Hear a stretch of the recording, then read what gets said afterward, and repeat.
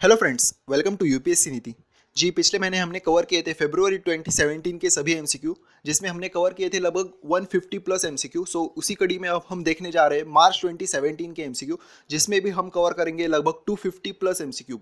Okay, तो ये इसका पार्ट 1 है जिसमें हम कवर करेंगे फ्रॉम 1 मार्च टू 15 मार्च के सभी एमसीक्यू।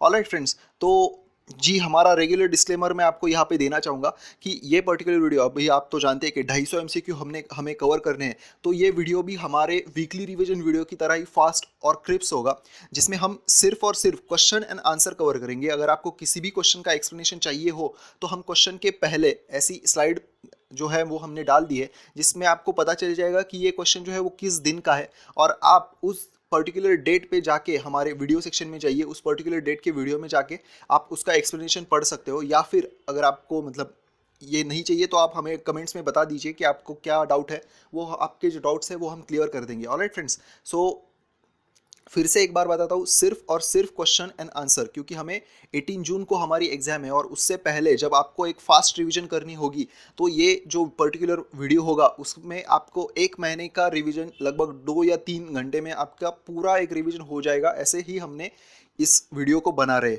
ऑलराइट, सो स्टार्ट करते हैं अब हमारा question from the first day, that is 1 March 2017। Alright, अच्छे से देखना है, फोकस रहिए।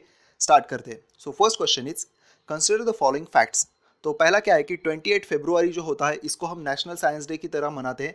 क्यों? तो इस दिन रमन इफेक्ट जो है वो 1928 में इसी दिन डिस्कवरी की गई थी, ऐसा फर्स्ट स्टेटमेंट है। ऑलराइट, नेक्स्ट स्टेटमेंट क्या है कि जो हमारे नोबेल लॉरेट सर है, sir Chandra CV Raman, that is Chandrasekhara Venkata Raman, इन्होंने रमन इफेक्ट ढूंढ निकाला था, ऐसा सेकंड स्टेटमेंट है।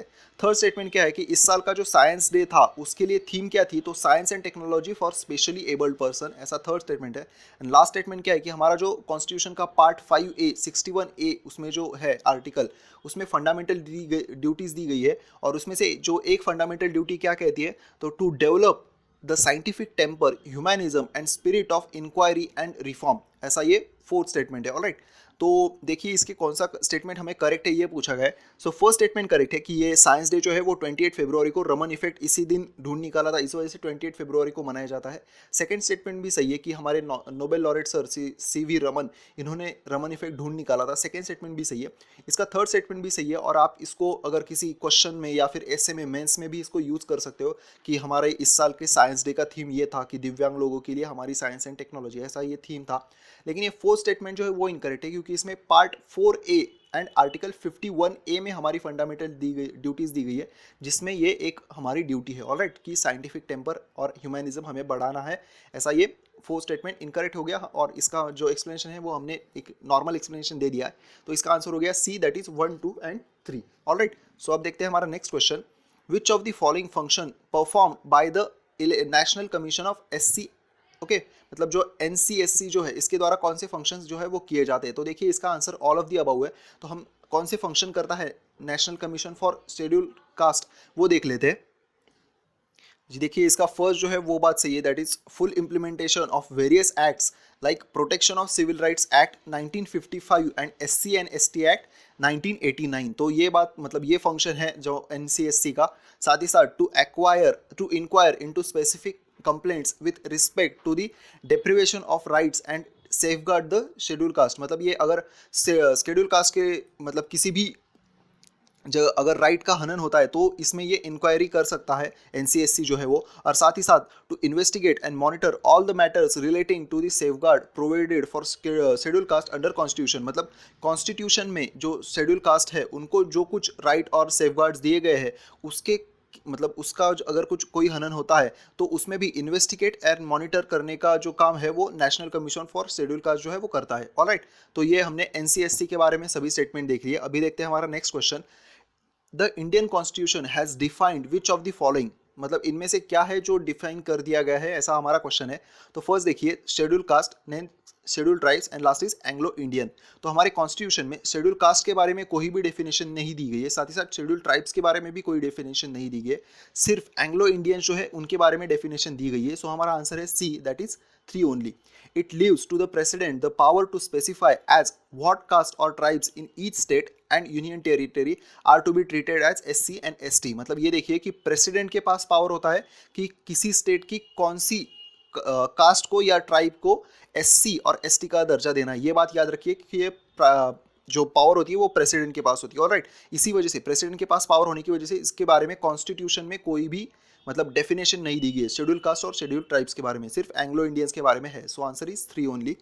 Next question is question number 4, consider the following matches. तो देखिए हीना हेमचंद्रा कमेटी ये किसके बारे में थी, review cyber threats. Next is Urjit Patel committee किसके बारे में थी, monetary policy framework. And last is Bimal Jalan committee किसके बारे में थी, तो ये फाइनेंशियल इंक्लूजन के बारे में थी। ऐसा हमारा जो स्टेटमेंट है। अब इनमें से हमारे कौन से करेक्टली मैच है ये पूछा गया है। तो देखिए मीना हेमचंद्रा कमेटी जो थी ना वो उस समय न्यूज़ में थी, इसलिए हमने क्वेश्चन ऐड किया था। वो तब बनाई गई थी कि जब डिमोनेटाइजेशन के बाद जो साइबर थ्रेट्स के बारे में कुछ बातें चल रही थी, तो इसके लिए ये मीना हेमचंद्रा कमेटी बनाई गई थी जो काम करेगी रिव्यू साइबर थ्रेट। साथ ही साथ जो सेकंड जो है उर्जित पटेल कमेटी, ये बात भी सही है कि मॉनेटरी पॉलिसी फ्रेमवर्क के लिए बनाई गई थी। हमने पिछले दिनों एक क्वेश्चन कवर किया था जिसमें हमने एमपीसी के बारे में देखा था, मॉनेटरी पॉलिसी कमेटी। तो ये जो थी वो इनके द्वारा ही एमपीसी जो थी वो इन्हीं के रिकमेंडेशन पे बनाई गई थी। लेकिन ये जो बिमल जालान कमेटी जो है वो फाइनेंशियल इंक्लूजन के लिए नहीं थी। बिमल जालान जो कमेटी थी वो न्यू बैंक लाइसेंस के लिए थी, और फाइनेंशियल इंक्लूजन के लिए जो थी वो थी नचिकेत मोर कमेटी। ऑलराइट, सो आंसर है 1 और 2 करेक्ट। ठीक है, अब देखते हैं हमारा क्वेश्चन नंबर 5 जी। ये consider the following fact about organisation for economic cooperation and development, मतलब ओईसीडी। ओईसीडी के बारे में हमें करेक्ट स्टेटमेंट बताना है। So first is the OECD is intergovernmental economic organization with 35 member countries. Okay, ये याद रखिए 35 member countries है इसमें। Next is it was founded in 1960 to stimulate the economic progress and world trade. मतलब ये 1960s में बनाया गया था और 35 members है इसके। और जो इनकरेक्ट स्टेटमेंट है वो ये है कि इंडिया इसका मेंबर है। तो ये इनकरेक्ट है क्योंकि इंडिया जो है वो OECD का मेंबर नहीं है। ऑलराइट, OECD में लगभग जो कुछ भी देश है 35 देश जो है वो डेवलप्ड है। ऑलराइट जी, देखिए next question, the national income estimation is responsibility of, मतलब हमारा जो देश का इनकम जो है वो किसके द्वारा एस्टिमेट किया जाता है, वो उसका आंसर है D, that is CSO। Alright, अब देखते हैं हमारा 7th क्वेश्चन, डियर क्या था, इसके बारे में हमने क्वेश्चन पूछा था। तो ये देखिए ये ओडिशा गवर्नमेंट द्वारा एक चलाई जा रही स्कीम है जिसका नाम है ड्रॉप एवरीथिंग एंड रीड। हमने कहा था कि ये देखिए बहुत ही इनोवेटिव एक उन्होंने फुल फॉर्म भी निकाला है कि बच्चों को, जो स्कूल के बच्चे वगैरह और बाकी जो है, इनको पढ़ाई में मतलब बुक रीडिंग में प्रेरित करने के लिए डियर स्कीम जो है वो ओडिशा गवर्नमेंट, ये भी याद रखना है, ओडिशा गवर्नमेंट द्वारा चलाई जा रही है। The next is question number 8, in India other than ensuring that public funds are used efficiently and for intended purpose, what is the importance of office of CAG? Choose the correct statement, मतलब CAG का इनमें से कौन सा एक और एक काम होता है ये हमें बताना था। हाँ, तो आप चाहे तो इसके बाकी ऑप्शंस जो है वो पढ़ सकते हैं पॉज करके, मैं इसका आंसर आपको बता देता हूँ। तो CAG क्या करते हैं, CAG reports on execution of project और programmes by the ministries are discussed by public accounts committee. Alright, तो ये हो गया इसका आंसर। अब देखते हैं हमारा नेक्स्ट क्वेश्चन जी। CAG जो है वो एक काफ़ी समय से न्यूज़ में है, तो इसके बारे में आप पॉलिटी में पढ़ लीजिए, हो सकता है इसके बारे में कुछ क्वेश्चन इस बार आ जाए। Next is consider the following about medical termination and pregnancy act 1971। Okay, ये भी याद रखना है कि ये जो एक्ट है वो 1971 का है। So first is it bars the abortion if the foetus has crossed 20 weeks mark, मतलब अगर 20 हफ्ते अगर हो चुके हो, मतलब जो फेटस है उसको, तो एबॉर्शन नहीं कर सकते हैं। ऐसा इस जो मेडिकल प्रेगनेंसी MTPA एक्ट जो है इसके अंदर एक प्रावधान बनाया गया है। Next is an exception to the law is made if registered medical practitioner certifies to a court that the continued pregnancy is life threatening to either mother or to the baby, मतलब ऐसा कहा गया है कि अगर 20 हफ्ते से ज़्यादा हुए हो और अगर कोई रजिस्टर्ड मेडिकल प्रैक्टिशनर जो है वो ऐसा सर्टिफिकेट दे दे कि continuing the pregnancy is life threatening for either mother और बेबी, ये अगर ऐसा यूपीएससी ने पूछा कि ओनली मदर के लिए, तो वो भी गलत है क्योंकि इसके बेबी आइदर मदर और ओनली मदर और ओनली बेबी कहा, तो ये भी गलत है, ये याद रखिए। सो इसका ये दोनों स्टेटमेंट जो है वो करेक्ट है। ऑलराइट, दोनों करेक्ट है। 20 हफ्ते और अगर 20 हफ्ते से ज़्यादा अगर किसी मतलब बात करना हो तो रजिस्टर्ड मेडिकल प्रैक्टिशनर का सर्टिफिकेट चाहिए होता है। अब देखते हैं हमारा पहले दिन का लास्ट क्वेश्चन, अल नगाह, इसके बारे में क्या करेक्ट है। तो देखिए इसका it is a second bilateral exercise between आर्मीज of India and Oman, Oman और इंडिया के आर्मी के बीच की ये बायलैटरल एक्सरसाइज, ऑलराइट, अल नगा 2017, और इसका फोकस जो है वो है ऑन काउंटर टेररिज्म। ठीक है, ये याद रखिए, ये जो प्रैक्टिसेस होती है ना अलग अलग देशों के बीच, ये भी हमारे लिए इंपॉर्टेंट है यूपीएससी के लिए। अब देखते हैं हमारे question from 2 March 2017। So first question is consider the following about Tejaswini project. Tejaswini project के बारे में हमें करेक्ट स्टेटमेंट कौन सा ये बताना है। So first is the development objective of Tejaswini for socio economic empowerment of adolescent girls and young woman. तो ये इसका जो ऑब्जेक्टिव है कि जो सोशियो इकोनॉमिक एम्पावरमेंट करना है किनका, तो एडोलेसेंट गर्ल्स और यंग वुमेन इनका। ठीक है, next is it is the market driven skill training and secondary education for adolescent girls and young women in selected districts of Jharkhand. तो ये देखिए इसमें क्या क्या कहा गया है कि इसमें जो मार्केट के लिए इंपॉर्टेंट स्किल्स जो होते हैं वो, और साथ ही साथ सेकेंडरी एजुकेशन जो है वो एडोलेसेंट गर्ल्स और यंग वुमेन्स को प्रदान किया जाएगा, और ये कहा के कौन से डिस्ट्रिक्ट में, तो झारखंड ऐसा कहा गया है। Next is credit of $63 million has been recently signed by NDB and the government of India. तो देखिए ये क्या है कि झारखंड में है, ये बात भी सही है, और साथ ही साथ ये मतलब इसका ऑब्जेक्टिव भी सही है, लेकिन ये एनडीबी द्वारा इसको क्रेडिट नहीं दिया गया, ये जो दिया गया वो वर्ल्ड बैंक द्वारा दिया गया है। ऑलराइट, तो ये हो गया थर्ड स्टेटमेंट। ये प्रोजेक्ट तेजस्विनी जो है वो न्यूज़ में था इसलिए तब, तो हमने इस पे क्वेश्चन बना दिया था। अब देखते हैं हमारा next question, Nyokum festival is celebrated in which of the following state. So Nyokum festival जो है ये यहाँ पे देख सकते हैं आपको, ये अरुणाचल प्रदेश में सेलिब्रेट किया जाता है। ऑलराइट, याद रखना है अरुणाचल प्रदेश। अब थर्ड इज डाउन सिंड्रोम के बारे में हमें करेक्ट स्टेटमेंट बताना है। So first is it is also known as trisomy 21। Trisomy 21 इस नाम से भी डाउन सिंड्रोम को जाना जाता है, ऐसा फर्स्ट स्टेटमेंट है।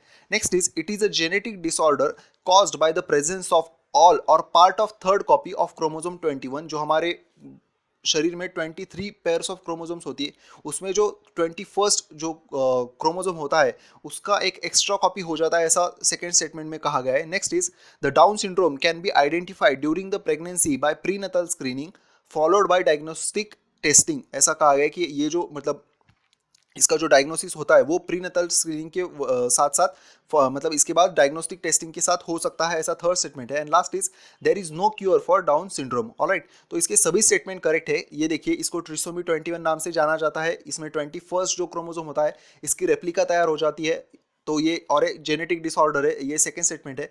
ये प्रीनतल टेस्टिंग, प्रीनतल स्क्रीनिंग से और डायग्नोस्टिक टेस्टिंग से इसको मतलब पता चल जा सकता है कि इस पर्टिकुलर जो बेबी होने वाला है इसको डाउन सिंड्रोम है। एंड नेक्स्ट क्या है कि there is no cure for Down syndrome. तो ये बात भी सही है, अभी तक इसका कोई भी क्योर जो है वो हासिल नहीं किया जा सका है। सो आंसर है A, that is all correct. Next is fourth, consider the following and choose the correct matches. तो मुगा सिल्क आसाम से रिलेट करता है। नेक्स्ट इज कांचीपुरम सिल्क जो है वो आंध्र प्रदेश से रिलेट करता है, ऐसा हमने क्वेश्चन पूछा था। तो इसका जो फर्स्ट है that is muga silk Assam, ये बात करेक्ट है, लेकिन जो कांचीपुरम सिल्क साड़ीज है वो आंध्र प्रदेश में नहीं, ये तमिलनाडु में होती है। ऑलराइट, तो फर्स्ट करेक्ट है, सेकंड इनकरेक्ट है।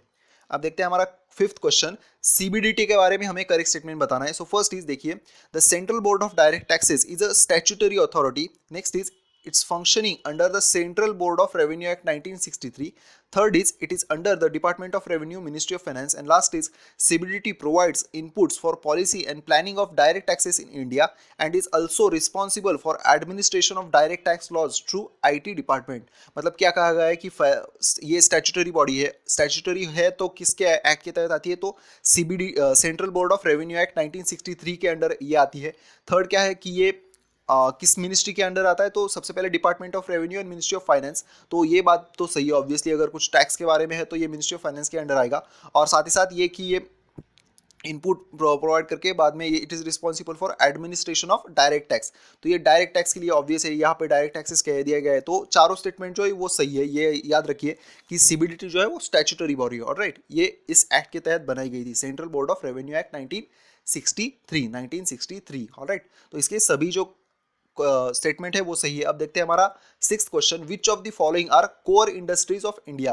तो ये बात याद रखिए कि कोर इंडस्ट्री जो है ना उस पर यूपीएससी लगभग हर साल 2-3 सालों में तो 2-3 सालों में क्वेश्चन पूछता ही रहता है। पिछले साल भी इस पे क्वेश्चन आया था। तो ये अक्सर क्या होता है कि इसको असेंडिंग डिसेंडिंग ऑर्डर में या फिर सबसे ज़्यादा किसका शेयर होता है, ऐसे क्वेश्चन पूछता रहता है। तो ये पहले तो ये हमें पता होना चाहिए कि कोर इंडस्ट्रीज कौन कौन सी है। ऑलराइट, तो देखिए इसमें जो है ना कोल है, इलेक्ट्रिसिटी है, स्टील है, फर्टिलाइजर्स है, सीमेंट है और नेचुरल गैस है। टेक्सटाइल्स और पेपर नहीं है। ऑलराइट, ये याद रखिए, टेक्सटाइल्स और पेपर जो है वो नहीं है। सो हमारा आंसर जो है दैट इज 1 2 3 4 5 6, ये 7 एंड 8 जो है वो नहीं है। टेक्सटाइल्स और पेपर नहीं है हमारे कोर इंडस्ट्री में। तो अब देखते हैं हमारा question number 7। Recently hashtag giant refugee was in news, what is all about it. तो इसमें से कौन सा करेक्ट है ये हमें बताना है। तो देखिए, इसका हैशटैग जायंट रेफ्यूजी था, इसके बारे में कौन सा करेक्ट है। It is a campaign in a social media that urged to act and find a long term solution to the problem of elephants frequently straying into human habitation.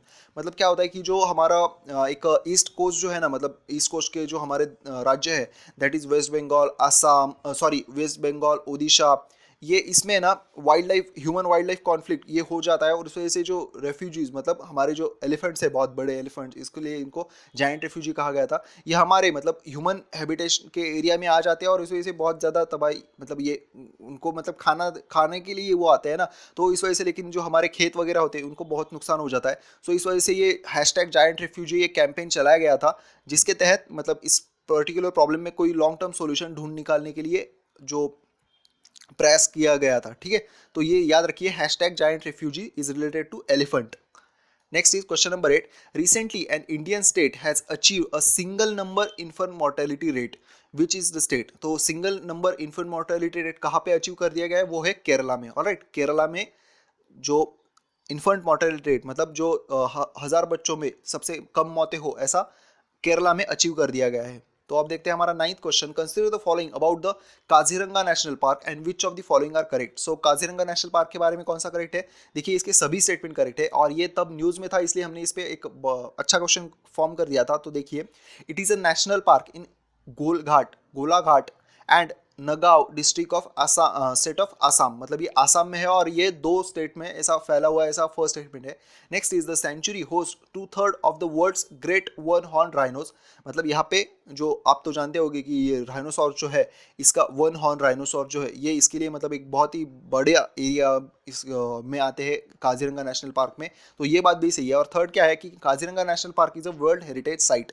तो ये भी है, जो इसको काजीरंगा नेशनल पार्क को world heritage site का दर्जा जो है प्राप्त है। सो हमारे डी आंसर है, सभी करेक्ट है। अब देखते हैं हमारा next question. Who declares the ease of doing business ranking. तो ईओडीबी जो रैंकिंग है वो वर्ल्ड बैंक के द्वारा डिक्लेयर की जाती है, याद रखिए, वर्ल्ड बैंक के द्वारा। ऑलराइट, सो ये हो गए हमारे सेकेंड डे के क्वेश्चन। अब देखते हैं क्वेश्चन फ्रॉम डे 3 मार्च 2017। जी, फर्स्ट क्वेश्चन है, consider the following about SEBI. मतलब सेबी के बारे में हमें करेक्ट स्टेटमेंट बताना है। So first is, SEBI is a statutory body since Inception. Next is, SEBI has a 3 functions rolled into one body, that is quasi legislative, quasi judicial and quasi executive। सो इसका second statement जो है वो correct है, that is इसके 3 functions है। लेकिन first जो है वो इनकरेक्ट है, क्योंकि ये जब से मतलब बना था तब से स्टैट्यूटरी बॉडी नहीं है। 1988 में इसको एस्टेब्लिश किया गया था और 1992 में सेबी एक्ट के तहत इसको स्टैट्यूटरी जो दर्जा था वो प्रदान कर दिया गया था। ठीक है, तो स्टार्ट से ही ये स्टैट्यूटरी बॉडी थी। ये स्टेटमेंट जो है वो इनकरेक्ट है। हमारा आंसर है बी, 2 ओनली। अब देखते हैं हमारा क्वेश्चन नंबर 2। तो वो है, which of the following about Kalvari class submarine is incorrect. तो इनमें से कौन सा इनकरेक्ट है ये बताना है। First is, the Kalvari is a class of submarine based on the Scorpene class submarine being built for the Indian navy. Next is, it is indigenously built and third is, it is India's first of the 6 Scorpene class submarines which are being built under the project 75। Okay, ये project 75 के तहत बनाई जा रही है, ये indigenously built है and ये जो स्कॉर्पियन क्लास जो सबमरीन है इसके तहत ये कलवरी क्लास आता है। तो ये तीनों स्टेटमेंट जो है वो सही होने की वजह से हमें इनकरेक्ट पूछा था, तो कोई भी नहीं है। ऑलराइट, ये कोई भी इनकरेक्ट नहीं है। अब next is question number 3, consider the following about WTO. तो डब्ल्यूटीओ के बारे में हमें करेक्ट स्टेटमेंट बताना है। So first is, the WTO is intergovernmental organisation. हमने कहा है कि ये जो कीवर्ड्स है इन पे ध्यान दिया कीजिए। It is a intergovernmental organisation which regulates international trade. तो ये बात सही है, ये इंटरनेशनल ट्रेड के रेगुलेशन का काम करता है WTO. Next is, the WTO officially commenced on 1 January 1995 under the Marrakesh VIP treaty. Next is, India is founding member of WTO. तो इसका फर्स्ट स्टेटमेंट सही है और थर्ड स्टेटमेंट जो है वो भी सही है कि इंडिया जो है इसका फाउंडिंग मेंबर है, लेकिन ये मर्राकेश वीआईपी ट्रीटी के तहत नहीं बनाया गया था। ये मराकेश एग्रीमेंट के तहत बनाया गया था। मराकेश वीआईपी, वही वीआईपी ट्रीटी जो है ना, वो दिव्यांग लोगों के लिए, मतलब उन्हें एक्सेसिबल रीडेबल मटेरियल बनाने के लिए ये मराकेश वीआईपी ट्रीटी है, वीआईपी नहीं, हमें या फिर सिर्फ मराकेश एग्रीमेंट चाहिए। ऑलराइट, ये पिछले साल सितंबर में मराकेश वीआईपी ट्रीटी जो थी वो न्यूज़ में थी, इसलिए हमने ये ऑप्शन डाला था, लेकिन ये गलत है। ठीक है, तो इसके आंसर है 1 and 3 ओनली।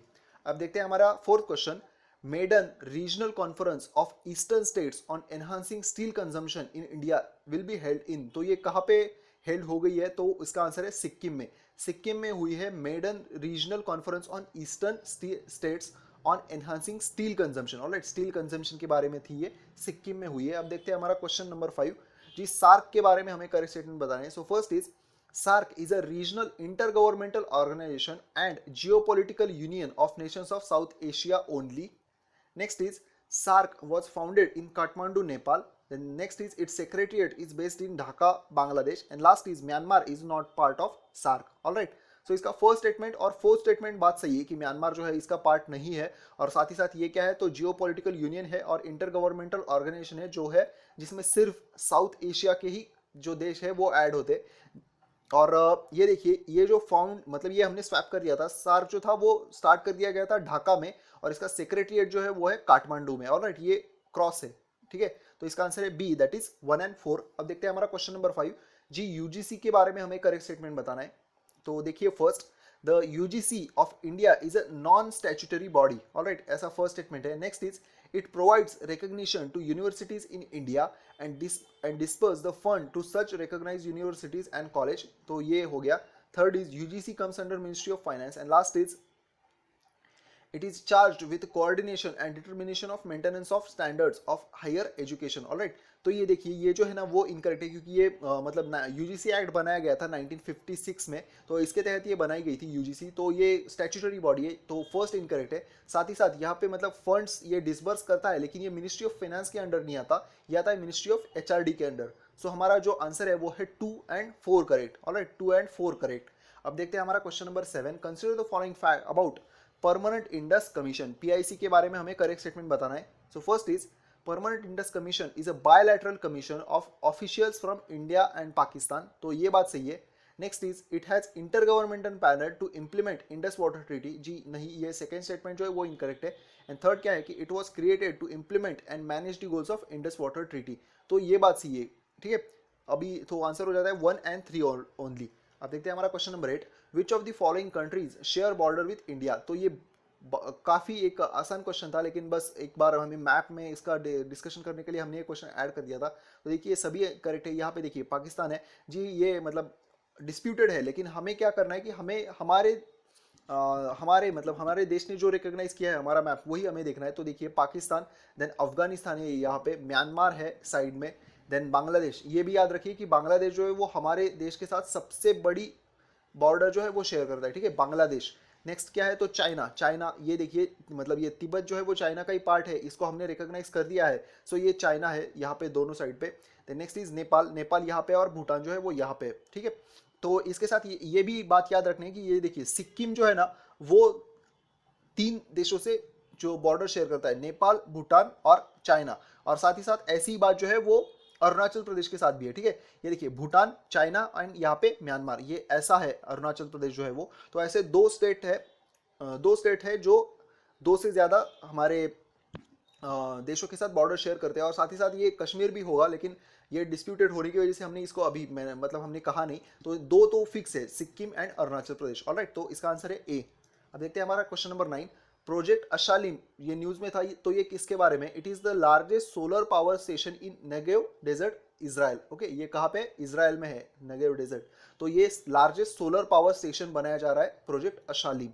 ओके, ये याद रखिए। Next is question number 10, the army recently received a indigenously weapon locating radar, that is, जिसका नाम था स्वाति। तो इसके बारे में क्या करेक्ट है? तो ये देखिए कि स्वाति जो था ना, एक सबसे पहले तो ये बात याद रखिए कि ये वेपन लोकेटिंग रडार है। ओके, वेपन लोकेटिंग रडार है। ऐसा भी क्वेश्चन पूछा जा सकता है कि स्वाति क्या है, तो ये वेपन लोकेटिंग रडार है। Next is it is a weapon locating radar Swati developed by DRDO। तो ये DRDO द्वारा डेवलप किया गया, ये स्टेटमेंट सही है। Next is It provides fast, automatic, accurate location of enemy weapons like mortars, shells and rockets firing with in its effective zone of coverage. मतलब इसकी कुछ 50 किलोमीटर की इसकी रेंज है।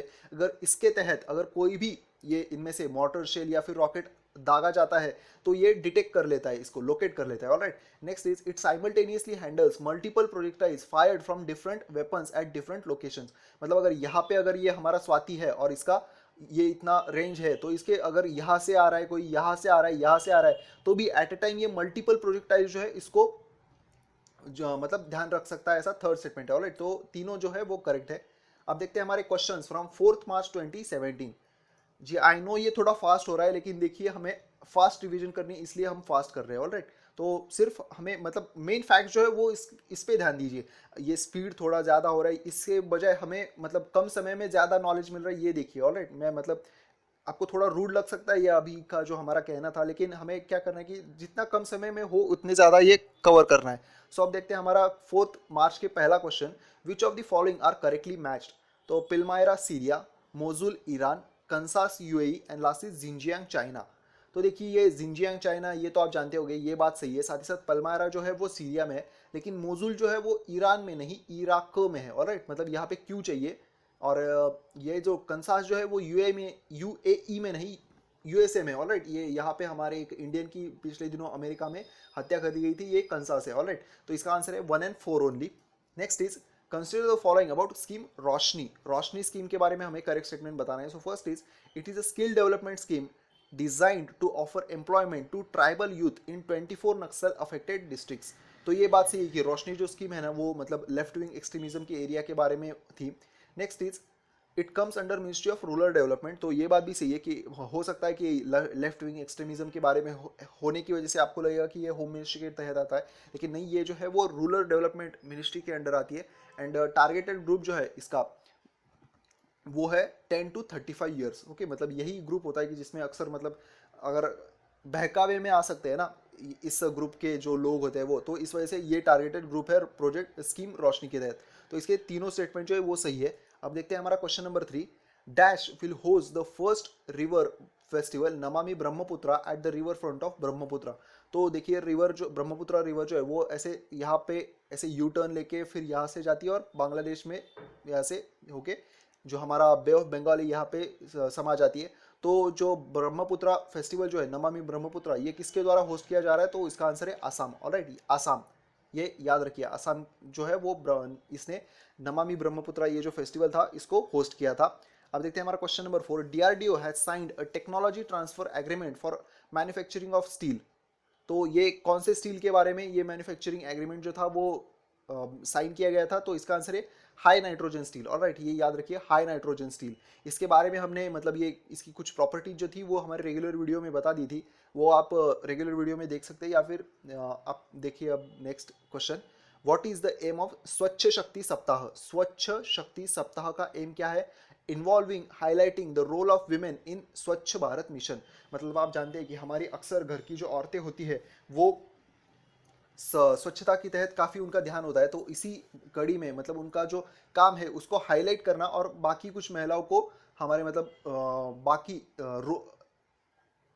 घर के साथ साथ बाहर का भी जो स्वच्छता है इसके लिए इन्वॉल्व करना इस स्वच्छ शक्ति सप्ताह का मकसद था। ये याद रखिए, ये शायद ऐसे कुछ वन लाइनर क्वेश्चन होते हैं ना वो यूपीएससी पूछ लेता है। Next is consider the following about world wildlife day. So first is the World Wildlife Day is observed on March 3 every year from 2013. And next is the March 3 is selected as a adoption day of CITES.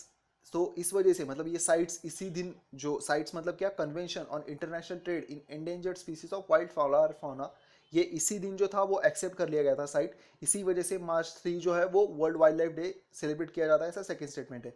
तो और third क्या है कि the 2017 theme for world wildlife day is listening to the young voices. तो ये इसके तीनों statement सही है। इसके मतलब हमने ये भी बताया था उस वक्त कि ये मतलब ऐसे क्वेश्चन यूपीएससी पूछता नहीं है, लेकिन हमें यहाँ पे आपको साइट्स के बारे में बताना था, इसलिए हमने ये क्वेश्चन ऐड किया था।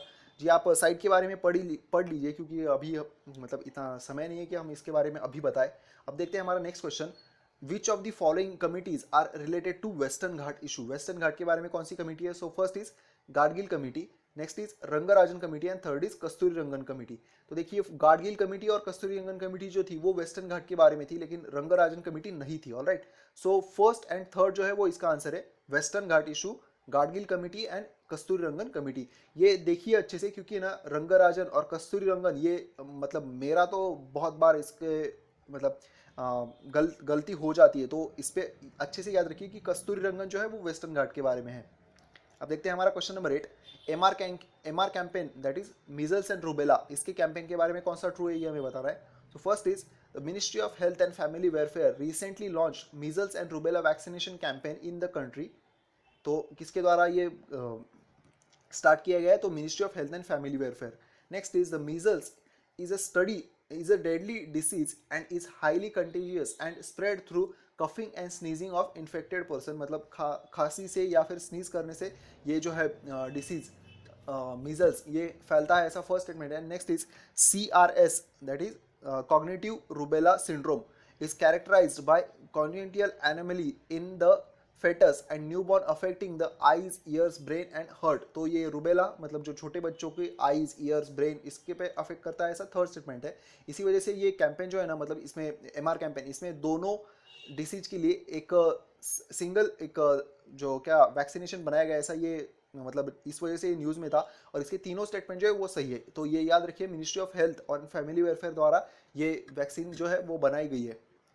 देखते हैं हमारा question number 9, a national conference on Jal Kranti Abhiyan is organised at New Delhi, what is true about it. तो इसके बारे में क्या करेक्ट है, तो first is union ministry for water resource, river development and Ganga rejuvenation has launched the Jal Kranti अभियान।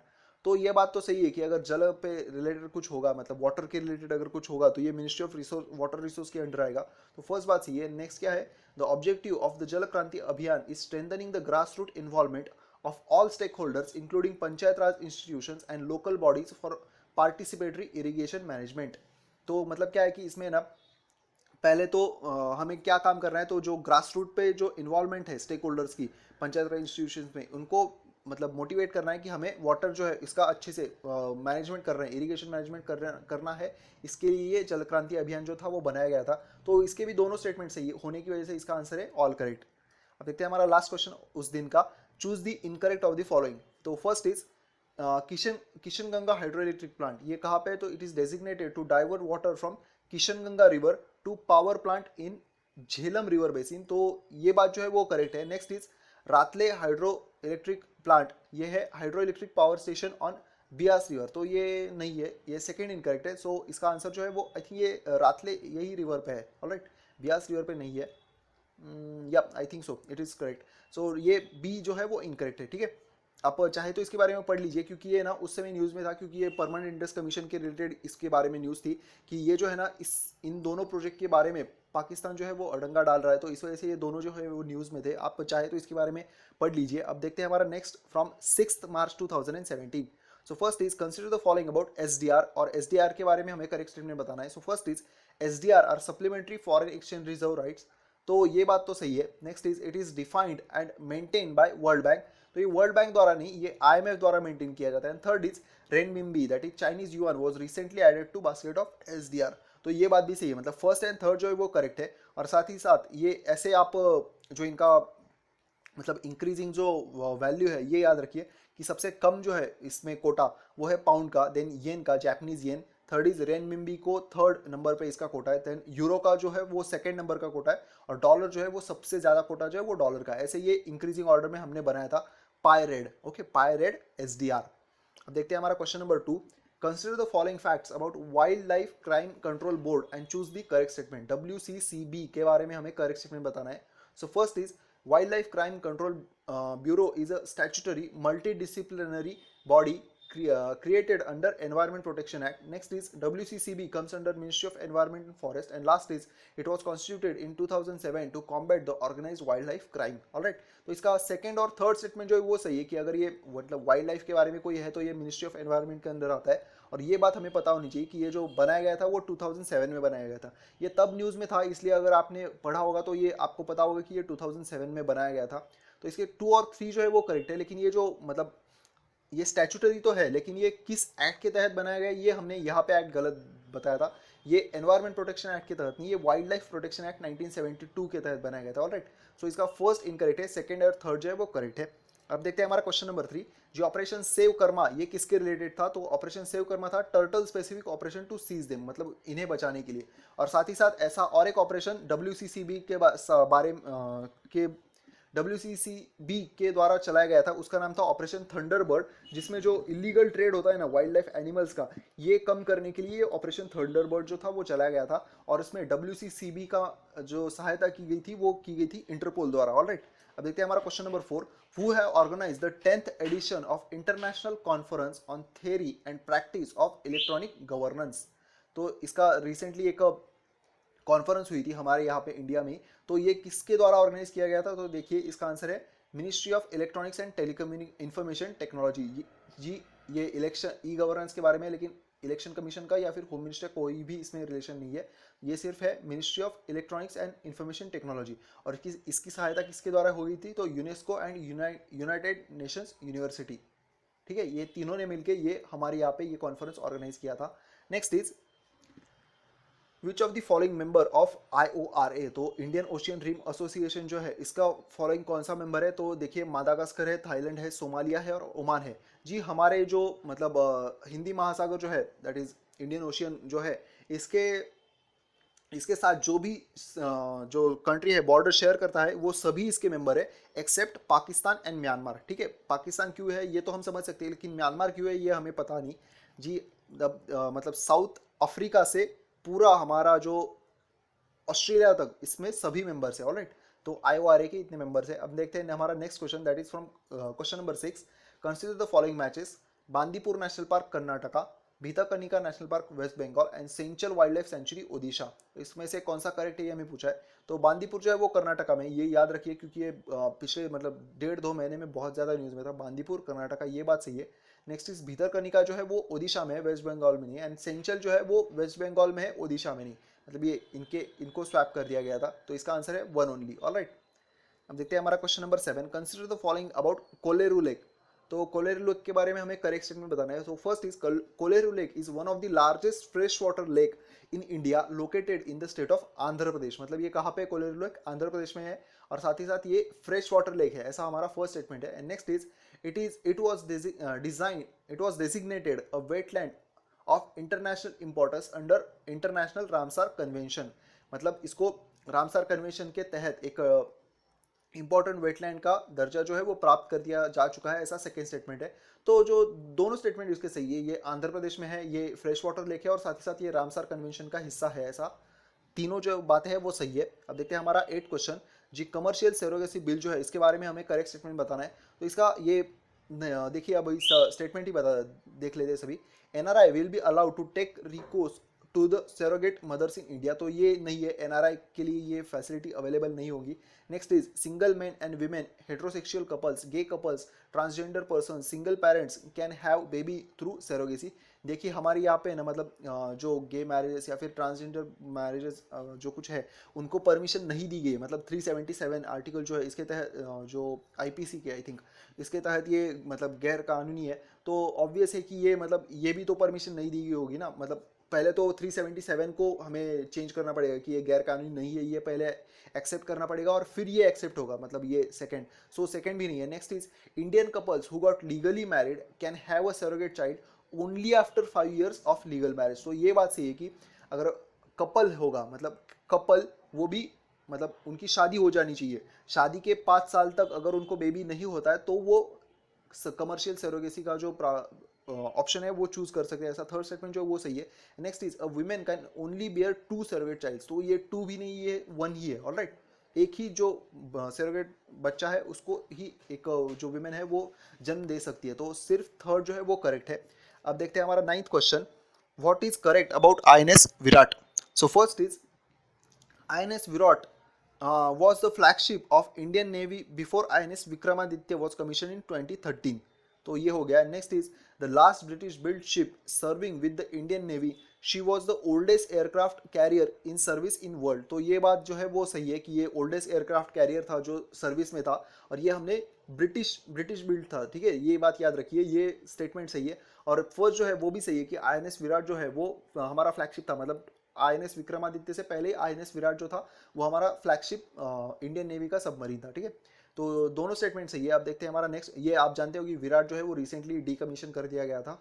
अब देखते हैं हमारा last question, tribal festival Bhagoria is related to which state, तो ये है मध्य प्रदेश में, ऑलराइट। ये भगोरिया जो है ना, ये लाइक स्वयंवर टाइप का फेस्टिवल होता है वहाँ पे, और ये जो मतलब हार्वेस्टिंग के सीजन से जस्ट पहले होता है, ठीक है, ये भी याद रखिए। तो ये मध्य प्रदेश में है। अब देखते हैं हमारे question from 7 March 2017। So first question is arrange the following list of rivers from north to south, ठीक है। तो जी अभी ये मैप तो हमने मतलब नहीं है अवेलेबल इसका, तो इसके मैं आपको आंसर बता देता हूँ। ये देखिए, सबसे पहले ऊपर आती है इंडस, इंडस के बाद आती है झेलम, देन नेक्स्ट इज, जी हमने इसका एक न्यूमोनिक आपको कहा बताया था, I just called Ravi Shastri. ये I just called Ravi Shastri, मतलब हमने कहा था कि आप खुद को कोहली कंसिडर कीजिए, और ये अपने टीम मैच जीतने के बाद आपने कहा है ऐसा, I just called Ravi Shastri. 1 4 5 3 2 ऐसे याद रखिए, नॉर्थ से साउथ में, ऑलराइट। सबसे ऊपर है इंडस, झेलम, चेनाब, रवि, रावी एंड सतलुज, ऐसा ये इनका ये याद रखिए। Next is question number 2, dash is the first river which will go through across the river survey of India, मतलब ऐसी रिवर सर्वे कौन सी नदी का होने वाला है सबसे पहला, तो वो है गंगा रिवर, ऑलराइट, ये याद रखिए, गंगा रिवर में हमारा देश का पहला रिवर सर्वे होने वाला है। Next is question number 3, consider the following about wild life institute of India, WII के बारे में हमें करेक्ट स्टेटमेंट बताना है। So first is the wild life, the WII is an autonomous institution under the Ministry of Environment, Forest and Climate Change। तो ये बात जो है वो सही है कि ये ऑटोनॉमस इंस्टीट्यूशन है और ये मिनिस्ट्री ऑफ एनवायरनमेंट के अंडर आती है। Next is WII carries out wild life research in area study like biodiversity, endangered species, wild life policy, wild life management, climate change. देखिए ये वाइल्ड लाइफ है लेकिन क्लाइमेट चेंज में का भी काम करती है, ये बात भी सही है। And the institution is based eight New Delhi, तो ये गलत है क्योंकि आई थिंक ये गुड़गांव या हरियाणा दोनों में से एक कहा तो बेस्ट है। मैं चेक करके आपको कमेंट्स में इसका आंसर बताता हूँ। ये बी जो है दैट इज 1 और 2 करेक्ट है, थर्ड जो है वो इनकरेक्ट है, ऑलराइट। अब देखते हैं इसका next question, fourth question, Bogor goals ये किससे रिलेट करते हैं, ऐसा ये क्वेश्चन था। तो बोजर गोल्स जो है वो अपेक्स से रिलेट करते हैं, एशिया पैसिफिक इकोनॉमिक कॉर्पोरेशन, ठीक है, आई थिंक सो इसका फुल फॉर्म यही है। तो बोजर गोल्स ये याद रखिए।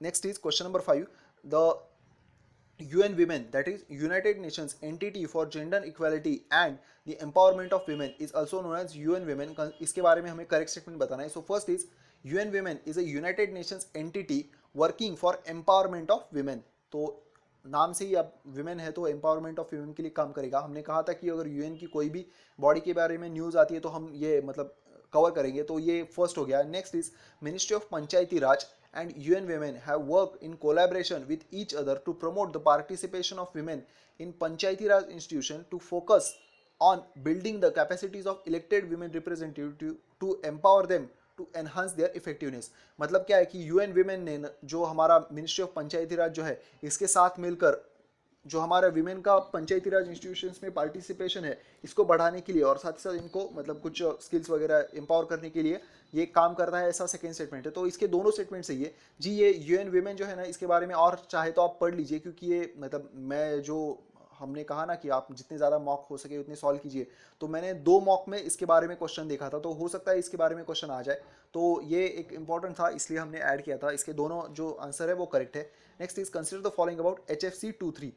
तो first is HFC-23 is a potent green house gas with a global warming potential of, मतलब CO2 से भी बहुत ज़्यादा इसका ग्लोबल वार्मिंग पोटेंशियल है, ऐसा फर्स्ट स्टेटमेंट है। Next is it is included in the Montreal protocol which is aimed at reducing the production and consumption of ozone depleting substance in order to protect the earth's fragile ozone layer. मतलब ये बात तो सही है कि ये है ना HFC-23 जो है ये एक ग्लोबल वार्मिंग पोटेंशियल, मतलब ये ग्लोबल वार्मिंग के लिए कारणीभूत है HFC-23। एंड इसको मॉन्ट्रियल प्रोटोकॉल के तहत मतलब इसको रिड्यूस करने का प्रावधान किया गया था, तो ये सेकंड जो है वो भी सही है। तो इसके दोनों आंसर जो है वो करेक्ट है। आप देखते हैं हमारा next question, that is question number 7 जी। ICSSR that is Indian council of social science and research, इसके बारे में हमें करेक्ट स्टेटमेंट बताना है।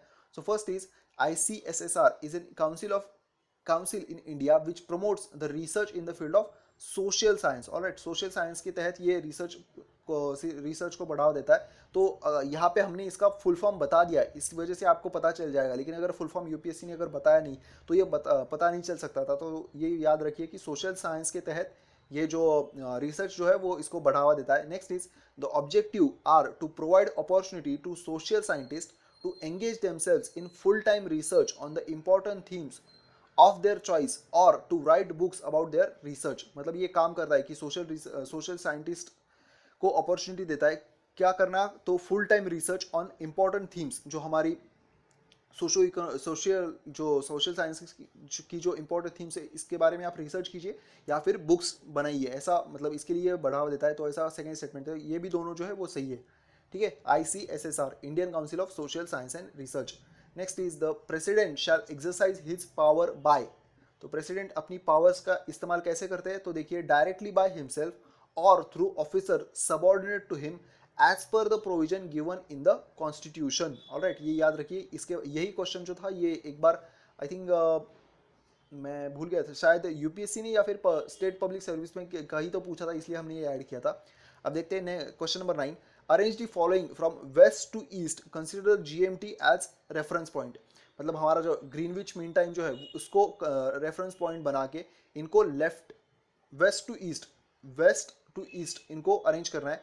So Libya, Sudan, Syria, Yemen and Iran. तो ये हमने इसी सीक्वेंस में दिया है जी। लीबिया जो है वो लीबिया, सूडान ये जो है वो अफ्रीका का पार्ट है। देन नेक्स्ट इज सीरिया जो है वो मिडल ईस्ट का पार्ट है। यमन जो है, यमन और ईरान, यमन जो है वो अरेबियन पेनिनसुला और ईरान जो है वो हमारे मतलब कुछ पाकिस्तान के साइड में ही आता है ईरान जो है वो। तो ऐसे ये मतलब वेस्ट टू ईस्ट है। ऑलराइट, तो नेक्स्ट क्वेश्चन देखते हैं अभी हमारा। विच of the following state government has recently gave official language status to the one of the endangered tribal language that is Kurukh. तो कुरुक को किस स्टेट ने स्टेट गवर्नमेंट ने ऑफिशियल लैंग्वेज का स्टेटस दिया है, तो इसका आंसर है वेस्ट बंगाल। ऑलराइट, तो ये याद रखिए कुरुक मतलब ये जो पिछले 2 साल भी उड़िया को मतलब नेशनल स्टेटस दिया गया था। तो ये क्वेश्चन पूछा था यूपीएससी ने, तो ये भी याद रखिए कुरुक को वेस्ट बंगाल ने ऑफिशियल लैंग्वेज का दर्जा दिया है। नेक्स्ट इज अब हमारे question from 8 March 2017। So first is, so देखिए इनमें से कौन से करेक्टली मैच है ये हमें बताना है। तो इसके सभी करेक्ट है। तो ये देखिए मित्र शक्ति इंडिया श्रीलंका, मित्र शक्ति India Sri Lanka. Alright, next is Sampriti India and Bangladesh, Sampriti India Bangladesh. Next is Surya Kiran India and Nepal and last is SIMBEX India and Singapore.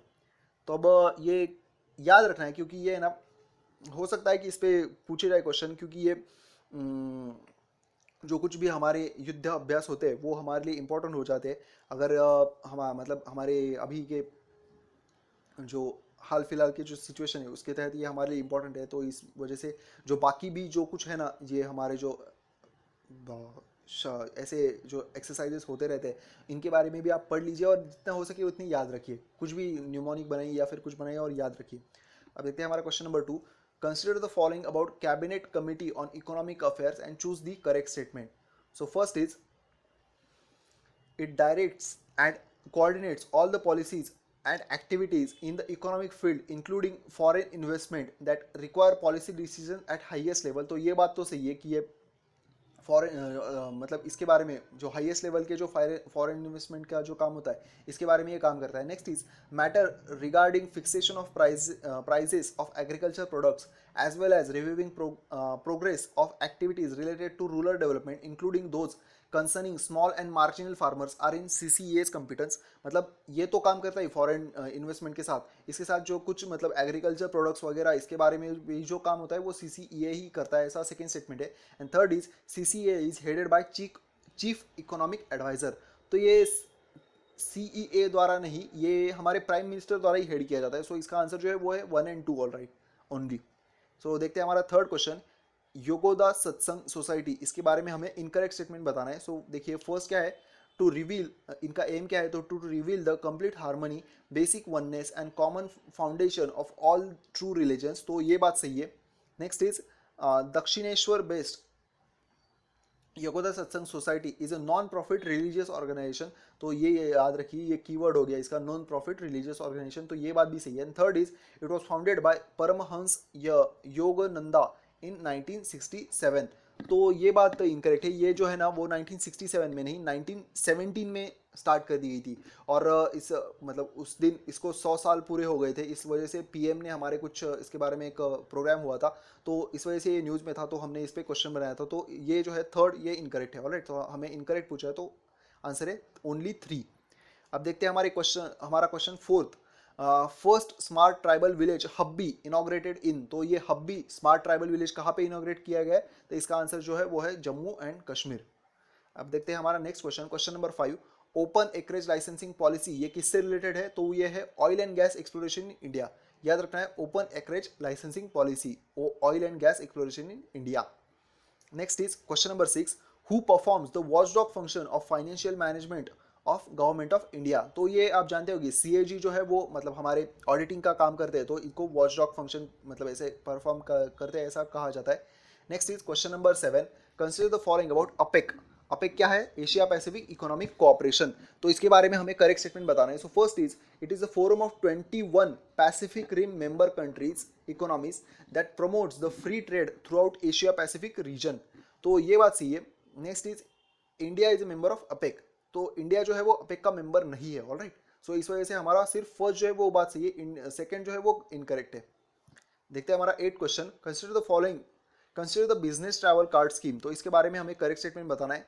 So first is APEC business travel card is a travel document issued to business travellers who are citizens of APEC participating economies. तो ये बात सही कि मतलब यहाँ पे ये दिया ही क्यों जाता है, तो बिजनेस ट्रैवलर जो होते हैं इनके लिए, और वो भी कौन से एरिया के? तो सिर्फ अपेक कंट्रीज के। ठीक है। Next is the card is valid for 5 years. तो ये बात भी सही है, अगर ये कार्ड आपको मिल गया, मतलब आपको, हम इंडियंस को तो नहीं मिलता, ये जो अपेक्स के जो बिजनेसमैन होते हैं इनको अगर मिल गया तो इसकी वैलिडिटी 5 साल होती है। And next is the card holder needs to possess the visa when visiting other APEC participating economies. तो ऐसी कोई बात नहीं है कि हमें हर बार वीज़ा लगेगा। The card eliminates the need for holder to possess visa. तो इस वजह से थर्ड जो स्टेटमेंट है वो इनकरेक्ट है। सो आंसर है दैट इज 1 and 2 ओनली। अब देखते हैं हमारा next question. Recently lopinavir was in news, what is it? तो ये क्या है? तो ये चाइल्ड फ्रेंडली HIV सिरप है। Alright, lopinavir, lopinavir child friendly HIV syrup. अब देखते हैं हमारा क्वेश्चन नंबर 10। हेल्प क्या है? हेल्प, तो फर्स्ट इज, पहले तो स्टेटमेंट में हमने इसका फुल फॉर्म बता दिया था। Help is hydrocarbon exploration and licensing policy. Next is help aims to provide uniform licensing system. तो ये बात सही है। Next is help will provide separate licensing for hydrocarbons such as oil, gas, coalbed, methane etcetera. And last is it will help, it will replace the NELP, मतलब पहले नेल्प थी, अब उससे हेल्प से रिप्लेस किया जाएगा। तो फोर्थ स्टेटमेंट सही है, सेकंड और फर्स्ट भी सही है, लेकिन थर्ड जो है वो इनकरेक्ट है। क्यों? क्योंकि इसमें ना सेपरेट लाइसेंसिंग का प्रावधान नहीं किया गया है, इसमें यूनिफॉर्म लाइसेंसिंग सिस्टम बनानी है, तो इस सभी कामों के लिए एक ही एक लाइसेंस अलॉट किया जाएगा। तो थर्ड जो है वो इनकरेक्ट है। So first, second and fourth जो है वो बात सही है। ठीक है। अब देखते हैं हमारे question from 9 March 2017। So first question is smart mosquito density system which first of its kind project to check malaria is proposed by. तो ये किसके द्वारा प्रपोज किया गया? तो ये इसका आंसर है आंध्र प्रदेश द्वारा। ठीक है, ये याद रखिए, स्मार्ट मॉस्किटो डेंसिटी स्कीम, ये किसके लिए? ये भी याद रखिए, चेक मलेरिया, ये भी पूछ सकता है कि ये किस डिसीज के बारे में, तो इसका आंसर है मलेरिया। और ये प्रपोज किसके द्वारा की गई है? तो आंध्र प्रदेश गवर्नमेंट द्वारा। अब देखते हैं हमारा question number 2। Consider the following facts about arsenic and choose the correct statement. So arsenic के बारे में हमें करेक्ट स्टेटमेंट बताना है। First is world health organization ने ऐसा कहा है कि long term exposure to arsenic through drinking water and food can cause a cancer and skin lesions. मतलब ये आर्सेनिक जो है वो कार्सियोजेनिक एजेंट है, ऐसा WHO ने कहा है, तो ये बात सही है। Next is arsenic in ground water is a geogenic containment that is caused by natural geologic processes. मतलब ये मतलब जो नीचे ग्राउंड वाटर में जो आर्सेनिक समा जाता है ना, ये नेचुरली होता है, ऐसा सेकंड स्टेटमेंट है, ये बात भी सही है। Next is under the national aquifer mapping programme of central ground water board, water wells have been constructed tapping arsenic free aquifers using state of art technology. तो ये बात भी सही है कि रिसेंटली है ना यूपी में ऐसी वेल जो है वो बनाई गई है under this programme, national aquifer mapping programme के तहत बनाई गई है ऐसी वेल जो मतलब जिसमें है ना कि आर्सेनिक फ्री एक्वीफायर्स बनाए जाए, ऐसे ये बनाई गई है। सो इसके तीनों स्टेटमेंट जो है वो सही है, तो हमारा आंसर है D, that is all correct. Next is question number 3। ये हमने जो अभी देखा था सेंट्रल ग्राउंड वाटर बोर्ड, इसके बारे में हमें करेक्ट स्टेटमेंट बताना है। So first is CGWB subordinate office of ministry of water resource. तो ऑब्वियसली अगर मतलब इसका अगर फुल फॉर्म नहीं दिया होता तो हमें पता नहीं मतलब डिफिकल्ट होता, लेकिन अभी ये हम जानते हैं कि वाटर बोर्ड है तो ये मिनिस्ट्री ऑफ वाटर रिसोर्स के अंडर आएगा। फर्स्ट जो है वो करेक्ट है। Next is central ground water board was establish in 1970 by renaming the exploratory tube well organisation. तो ये बात भी सही है कि इसको पहले इस नाम से जाना जाता था, एक्सप्लोरेटरी ट्यूब वेल ऑर्गेनाइजेशन, और बाद में इसका नाम जो था वो सेंट्रल ग्राउंड वाटर बोर्ड ये बनाया गया था। तो सेकंड स्टेटमेंट सही है, लेकिन थर्ड इनकरेक्ट है। ये देखिए इसमें क्या है कि central ground water board is a multidisciplinary scientific organisation. ये बात तो सही है, इसमें मतलब अलग अलग डिसिप्लिन के लोग होते हैं, लेकिन ये इसका हेडक्वार्टर न्यू दिल्ली में नहीं है, इसका हेडक्वार्टर जो है वो हरियाणा में। ऑलराइट, सो 1 और 2 ही इसका आंसर करेक्ट है। देखते हैं हमारा क्वेश्चन नंबर 4। एनीमिया ये डिसीज जो है वो किसकी कमी की वजह से होता है, तो इसका आंसर है RBC. Alright, decrease in the total amount of RBC, red blood corpuscles. Question number 5 is consider the following fact about International Women's Day. So first is in 1977 a United Nations General Assembly invited member states to proclaim March 8 as the UN Day for Women Rights and for World Peace। मतलब देखिए कि इस मतलब women's day जो था ना वो इससे पहले भी सेलिब्रेट किया जाता था, लेकिन यूएनजीए ने इसको मतलब 1977 से यही date as a international women's day अपनाने के लिए रेजोल्यूशन पास किया था, ऐसा फर्स्ट स्टेटमेंट है। And next is the theme adapted by the United Nations for 2017 is a women in the changing world of work planet 50-50 by 2030। तो ये दोनों स्टेटमेंट जो है वो सही है। ये हमने क्वेश्चन क्यों पूछा था, हमने कहा था कि विमेंस जो होती है इन पे ऐसे और पेपर 1 में भी क्वेश्चन पूछा ही जाता है। तो ये आप जो थीम है ना ये बहुत ही मतलब जो इसका थीम जो है वो बहुत ही अच्छी है, आप इसको यूज़ कर सकते हो कि यूनाइटेड नेशंस की 2017 के लिए थीम थी कि विमेन का हमें प्लैनेट 50-50 करना है, मतलब कि विमेंस और मेंस जो है वो इक्वल होंगे, ऐसा हमें अचीव करना है बाय 2030। अब देखते हैं हमारा next question, that is question number 6। To mark the international women's day an Indian state has launched a toll free women's helpline, which is the state. तो कौन से स्टेट ने toll free women helpline number launch की थी, तो इसका answer है D, that is Odisha. ये तब न्यूज में था इसलिए हमने क्वेश्चन पूछ लिया। और क्या होता है ना कि यूपीएससी में एक या दो तो ऐसे स्टेट स्पेसिफिक क्वेश्चन जो है वो पूछे जाते हैं। अब देखते हैं हमारा next question, which of the following consider the following about NCPCR. तो इसके बारे में हमें करेक्ट स्टेटमेंट जो है वो बताना है। So first is National Commission or Protection of Child Right was set up in March 2007 under the Commission for Protection of Child Rights Act 2005 and Act of Parliament। मतलब ये NCPCR जो है वो NCPCR Act 2005 के तहत बनाया गया था, ऐसा फर्स्ट स्टेटमेंट है। Next is it comes under the administrative control of ministry of women and child development. मतलब ये किसके तहत आता है, तो ministry of child and women development के ministry of women and child development के तहत आता है, ये सेकंड स्टेटमेंट ये भी करेक्ट है। Next is the child is defined as a person who is in the age of 0 to 18 years. Alright, ये याद रखिए 0 to 18 ईयर्स का एज, ये बात भी सही है, लेकिन ये एनसीपीसीआर जो है ये is not a statutory body, ऐसा स्टेटमेंट है, ये गलत है क्योंकि यहाँ पे आप देख सकते हैं कि ये एक्ट के तहत बनाई गई है। सो ये स्टैट्यूटरी बॉडी हो गई ना, तो ये इनकरेक्ट है। 1, 2 and 4, 1, 2 and 3 जो है वो बात करेक्ट है। अब देखते हैं हमारा क्वेश्चन नंबर 8। जोहार वॉज इन न्यूज रिसेंटली। तो ये क्या था, तो इसका फुल फॉर्म अगर आप याद रखेंगे तो ये आपको आसान हो जाएगा। जोहार क्या है, Jharkhand opportunity harnessing rural growth project. ठीक है, ये प्रोजेक्ट चलाया गया है झारखंड गवर्नमेंट द्वारा, तो ये है Johar. Next is question number 9, what is nanodot. तो नैनोडोट क्या है, it is a low cost molecular gel to counter snake bite. Snake bite के लिए बनाया गया है, मतलब इसमें क्या होता है कि अलग अलग स्नेक्स के लिए अलग अलग जो मेडिसिन की ज़रूरत नहीं पड़ती। यही एक मतलब पहले क्या होता था कि आपको कौन सी ब्रीड मतलब कौन सी टाइप का जो स्नेक ने किसी को काटा है तो ये पहले देखना पड़ता था, लेकिन अभी ये नैनोडोट के बाद है ना ऐसा ज़रूरत नहीं होगी, ये एक ही जो है वो हर एक स्नेक बाइट्स के लिए काम कर सकता है, ऐसा ये न्यू इनोवेशन था, तो इस वजह से ये न्यूज़ में था और साइंस एंड टेक्नोलॉजी के लिए हमारे एक इंपॉर्टेंट फैक्ट था, तो ये हमने ऐड कर दिया था। अब देखते हैं हमारा लास्ट क्वेश्चन उस दिन का, the 6 party talks is related to. तो ये 6 पार्टी टॉक किससे रिलेट करता है, नॉर्थ कोरिया जो है इसका न्यूक्लियर पावर इशू जो था इससे ये रिलेट करता है 6 पार्टी टॉक। ऑलराइट, ये याद रखिए। इसके बारे में मतलब पिछले समय से ये नॉर्थ कोरिया की एक्टिविटीज़ की वजह से ये न्यूज़ में है, और इसके बारे में भी हमने अच्छे से एक्सप्लेनेशन हमारे रेगुलर वीडियो में दे दिया था, आप देख सकते हैं उस वीडियो को।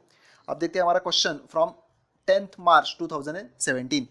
So first question is, consider the following about maternity benefit bill 2016 passed in Lok Sabha and choose the correct statement। जी आप जानते हैं कि अब है ना, मतलब पिछले 2-3 सालों से जो बिल्स जो है वो न्यूज़ में है, उनके बारे में भी यूपीएससी मेंस में प्री में क्वेश्चन पूछता है, तो हमने ये क्वेश्चन ऐड कर दिया था। तो देखिए पहला क्या है, the bill seeks to increase the maternity leave from 12 weeks to 26 weeks. तो ये बात आप जानते होंगे कि ये 12 हफ्तों से 26 हफ्ते बढ़ाए गए, और हमारा देश जो है वो शायद 3rd नंबर का देश बन गया है जिसमें सबसे ज़्यादा मैटरनिटी लीव प्रोवाइड की जाती है। तो ये बात सही है। Next is women in organise sector and unorganise sector will be benefited by it. तो ये बात इनकरेक्ट है, क्योंकि ऑर्गेनाइज सेक्टर की विमेंस को इससे फायदा होगा, अनऑर्गेनाइज सेक्टर की विमेंस को नहीं। Next is it will be applicable to women working in SEZ। SEZ में भी जो विमेंस काम करती है उनको भी एप्लीकेबल होगा, ऐसा 3rd सेगमेंट है, और ये भी करेक्ट है। इसके बारे में इंडियन एक्सप्रेस में बताया गया था कि ये जो SEZ के मतलब SEZ में भी जो विमेंस काम करती है इनको भी मैटरनिटी बेनिफिट के तहत 26 हफ्ते की लीव मिल सकती है, तो ये बात भी सही है। तो हमारा आंसर जो है वो है ओनली 1 and 3। ऑलराइट, तो अब देखते हैं हमारा next question, question number 2। Which of the following are the components used in DRS, मतलब जो हमारा DRS क्रिकेट में जो रिव्यू सिस्टम होती है, इसके बारे में ये क्वेश्चन था। तो देखिए मतलब ये आपको लगेगा कि क्रिकेट के बारे में यूपीएससी पूछेगा या नहीं, लेकिन हमने इसका एक एग्जाम्पल भी बताया था कि यूपीएससी ने मेंस पे DRS सिस्टम पे क्वेश्चन पूछा था, मेंस में DRS सिस्टम पे क्वेश्चन पूछा था, ठीक है, ये याद रखिए। तो हमने ये क्वेश्चन ऐड किया था। तो फर्स्ट इज देखिए हॉक आई, ईगल आई या फिर वर्चुअल आई, ये यूज होता है। Next is ultra edge use होता है, हॉटस्पॉट यूज होता है, लेकिन स्पीड गन जो है वो DRS रिव्यू में अपनाते यूज नहीं करते। सो 4 जो है वो इनकरेक्ट है, 1, 2 and 3 जो है वो बात करेक्ट है, ठीक है। DRS review system Hawkeye, ultra edge and hotspot, ये तीनों का यूज करता है DRS। स्पीड गन जो होती है ना वो अक्सर जो बॉलर की बॉल का स्पीड या फिर जो बैट्समैन ने बैट मतलब कितनी स्पीड से मारा था गेंद को, यही जो है वो स्पीड गन से मेजर करते हैं। Next question is question number 3। Recently public डेप्ट management cell PDMC was set up by. तो ये किसके द्वारा सेटअप किया गया था, देखिए फाइनेंस मिनिस्ट्री द्वारा। देखिए ये ऑप्शंस लग सकते हैं डिफिकल्ट है, लेकिन ये याद रखिए PDMC जो है वो फाइनेंस मिनिस्ट्री द्वारा सेटअप किया गया था, और ऐसा प्रावधान मतलब ऐसे तैयारी की जा रही है कि 2 सालों में इसको PDMC से PDMA दैट इज पब्लिक डेप्ट मैनेजमेंट अथॉरिटी बना जाए, ठीक है। तो ये फाइनेंस मिनिस्ट्री ने सेटअप किया था। अब देखते हैं हमारा question number 3। 4 recently Katchatheevu was in news, what is it. तो कच्छतीवू क्या है, it is a uninhabited island administered by Sri Lanka. तो ये मतलब इसमें लगभग 1976 तक इस कच्छतीवू के जो आइलैंड है उसके बारे में हमारा और श्रीलंका का डिस्प्यूट था, लेकिन इसको बाद में रिजॉल्व कर दिया गया था। तो ये न्यूज़ में था, इसलिए हमने इस पे क्वेश्चन ऐड किया था। अब देखते हैं हमारा question number 5। Choose the correct statement regarding ordinance making power of president. So first is the president cannot promulgate an ordinance to amend the constitution. तो ये बात तो सही है कि मतलब कॉन्स्टिट्यूशन में चेंज करने के लिए ऑर्डिनेंस नहीं निकाला जा सकता, तो ये बात सही है। Next is a president cannot promulgate an ordinance to amend the tax laws. तो ये बात इनकरेक्ट है, क्योंकि टैक्स लॉज अमेंड करने के लिए ऑर्डिनेंस जो है वो निकाला जा सकता है। सो सेकंड इनकरेक्ट है, फर्स्ट ही जो है वो सही है। So six question is Shigmo festival is celebrated in which state. So Shigmo festival जो है ना वो गोवा में सेलिब्रेट होता है। ऑलराइट, ये याद रखिए, Shigmo festival Goa. Seventh question is INS तिलांचंग was commissioned into Indian Navy. What is correct about it? So ये क्या है INS तिलांचंग, तो ये देखिए it is a water jet fast attack craft, water jet fast attack craft, याद रखिए तिलांचंग क्या है ये। Next question is question number 8। Consider the following about GM crop. So GM crop के बारे में हमें करेक्ट स्टेटमेंट बताना है। So first is cotton is the only GM crop allowed to be cultivated in India. तो ये बात मतलब बुरी है, लेकिन फिर भी सही है कि कॉटन अभी तक तो सिर्फ कॉटन को ही GM क्रॉप्स के तहत परमिशन मिली है हमारे यहाँ पे यूज करने की, GM as a GM crop. Next is the Indian council of agriculture research ICAR regulates the approval of GM crops in India. तो ये इसके द्वारा नहीं, ये जेनेटिक इंजीनियरिंग अप्राइजल कमेटी जो होती है इसके द्वारा अप्रूवल जो है वो GM क्रॉप को दिया जाता है। तो ओनली जो आंसर है इसका ए ओनली, ठीक है जी। पिछले साल है ना, मतलब सितंबर अक्टूबर में कुछ GM मस्टर्ड जो था वो न्यूज़ में था, तो आप चाहे तो उसके बारे में भी इंफॉर्मेशन जो है वो कलेक्ट कीजिए, GM mustard. Next is question number 9. Consider the following about National Commission for Minorities. So first is the Union government set up the National Commission for Minorities under the National Commission for Minorities Act 1992.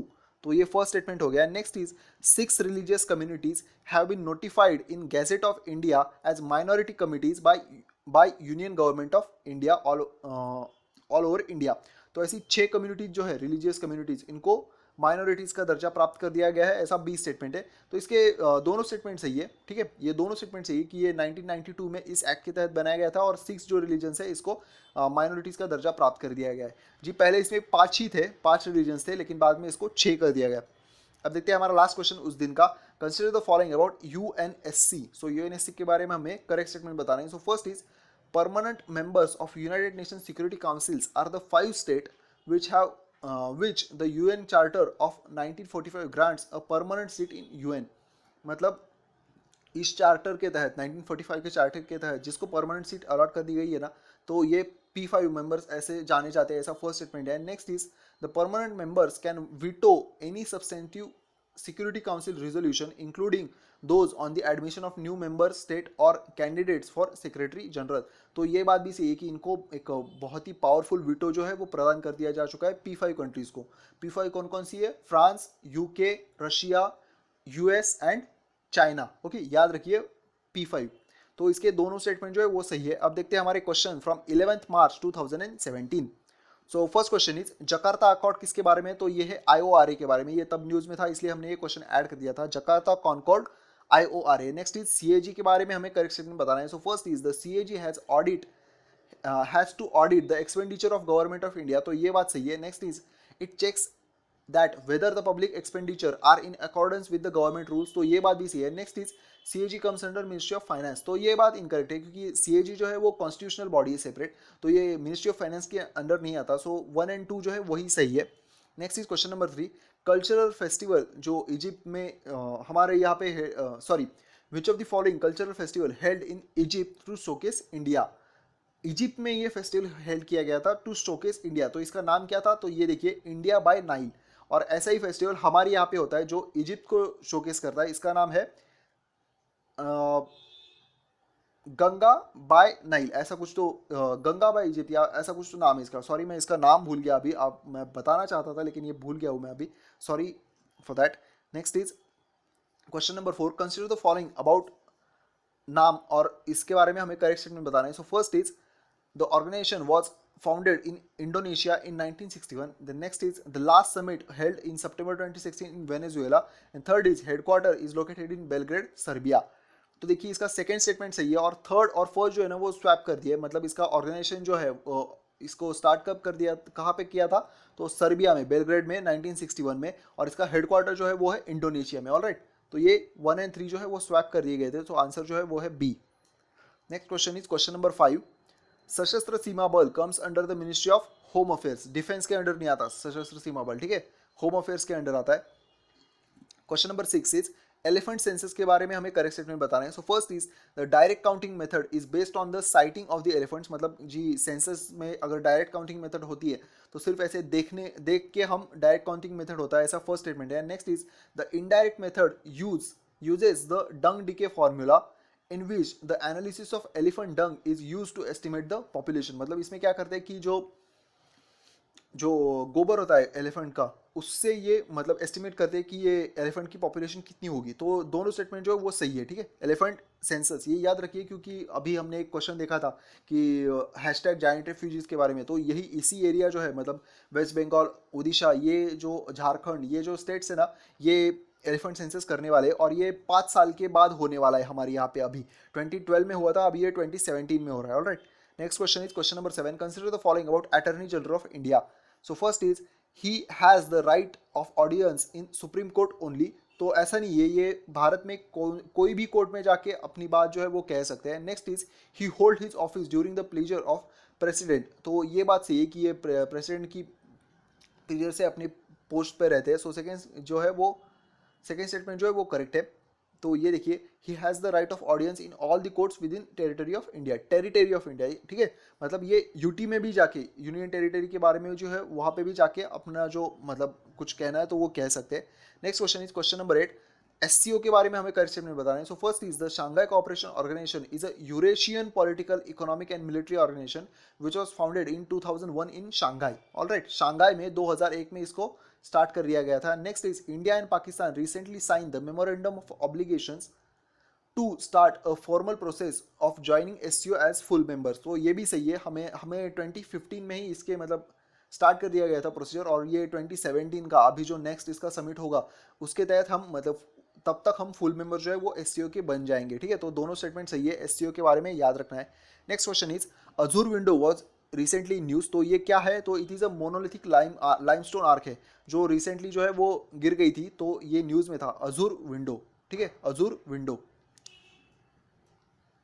Last question for that day is consider the following about great barrier reef. So great barrier reef के बारे में देखिए. First is Australia's great barrier reef is experiencing an unprecedented second straight year of mass coral bleaching.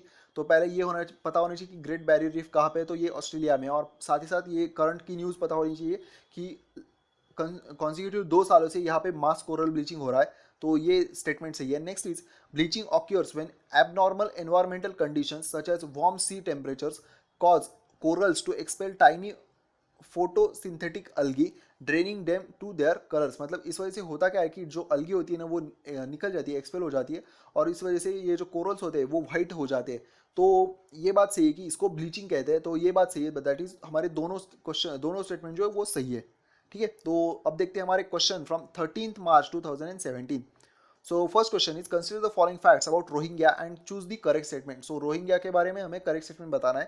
So first is Rohingya people are Muslim Indo-Aryan people from Rakhine state of Myanmar. तो ये बात जो है वो सही है.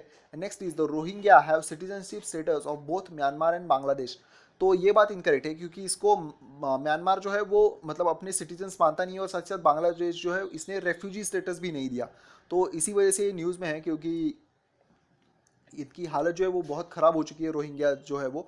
और हो सकता है कि मतलब ये अब एक्सट्रीमिज़म की तरफ अपना कदम बढ़ाए, तो इस वजह से ये हमारे लिए भी न्यूज़ इंपॉर्टेंट है क्योंकि ये म्यांमार से होके हमारे ही मतलब नॉर्थ ईस्ट एरिया में आ रहे हैं. सो ये हमारे लिए भी इंपॉर्टेंट है. सो क्वेश्चन ओनली वन जो है वो करेक्ट है क्योंकि इनको सिटीजनशिप स्टेटस नहीं दिया गया इन दोनों के द्वारा. Next is question number 2 consider the following fact about convention on continental shelf and choose the correct statement. So continental shelf की जो कन्वेंशन है इसके बारे में हमें करेक्ट स्टेटमेंट बताना है. So first is the convention on continental shelf was international treaty created to codify the rules of international law related to continental shelves.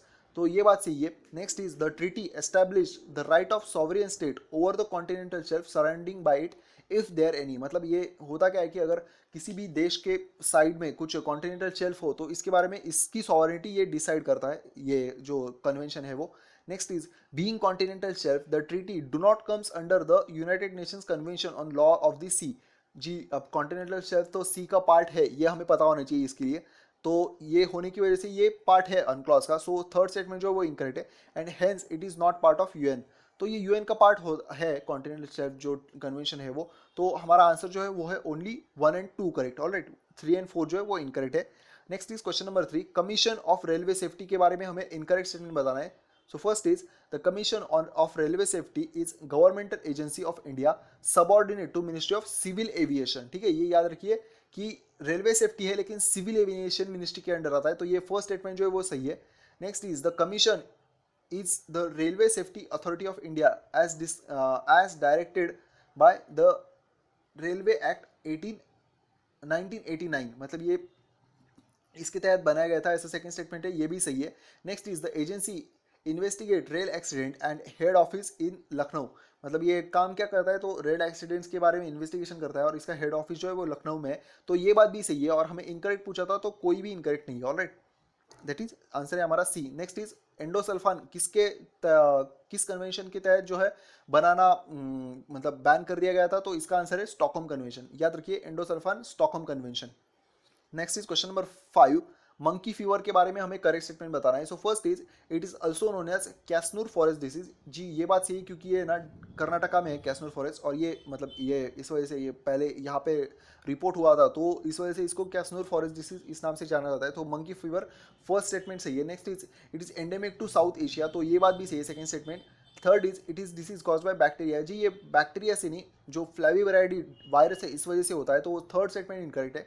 Next is the disease was first reported in Karnataka India in March 1957। तो first, second and fourth जो है वो correct है, इसका मैंने explanation पहले statement के वक्त ही बता दिया था। तो ये फर्स्ट, सेकेंड एंड फोर्थ जो है वो बात सही है। नेक्स्ट देखते हैं हमारा question number 6, consider the following about removal procedure of chief justice of India. तो सीजीआई के बारे में हमें करेक्ट स्टेटमेंट, रिमूवल प्रोसेस के बारे में हमें करेक्ट स्टेटमेंट बताना है। सो फर्स्ट इज द जज of supreme court may be removed from his office, current office by order of president. तो ये बात सही है।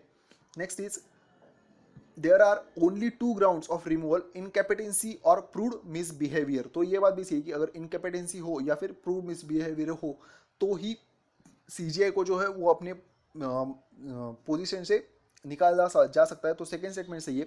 सो फार नो जज of supreme court has been removed by the impeachment process. तो impeachment process अब तक किसी भी जज का हुआ नहीं, ये बात भी सही है। Last is the procedure for the removal of जज इज रेगुलेटेड बाय जज इंक्वायरी एक्ट 1968। ऑलराइट, ये याद रखिए कि कौन से एक्ट के तहत ये प्रोसीजर जो है वो रेगुलेट की जाती है। तो ये है जज इंक्वायरी एक्ट 1968। तो इसके चारों स्टेटमेंट जो है वो सही है। ऑलराइट, अब देखते हैं हमारा question number 7, consider the following fact about Zika virus. So first is Zika virus is primarily spread by male Aedes aegypti mosquito. तो ये इनकरेक्ट है क्योंकि ये मेल नहीं, फीमेल एडिस इजिप्टी जो है मॉस्किटो इसके तहत फैलता है। Next is it names come from Zika forest in Uganda. तो ये बात भी सही है कि ये जीका फॉरेस्ट जो है युगांडा का, इस वजह से इसका नाम जो है वो जीका वायरस हो गया था। Then third is the Zika virus can spread by vertical, that is from mother to child transmission during pregnancy or at delivery। मतलब ये जो है जीका वायरस कब फैलता है, तो वर्टिकल इसका फैला होता है जो माँ से बच्चे की तरफ होता है। तो ये सेकेंड और थर्ड स्टेटमेंट जो है वो सही है, ये मेल नहीं फीमेल एडिस इजिप्टी जो मॉस्किटो होता है इसकी वजह से फैलता है।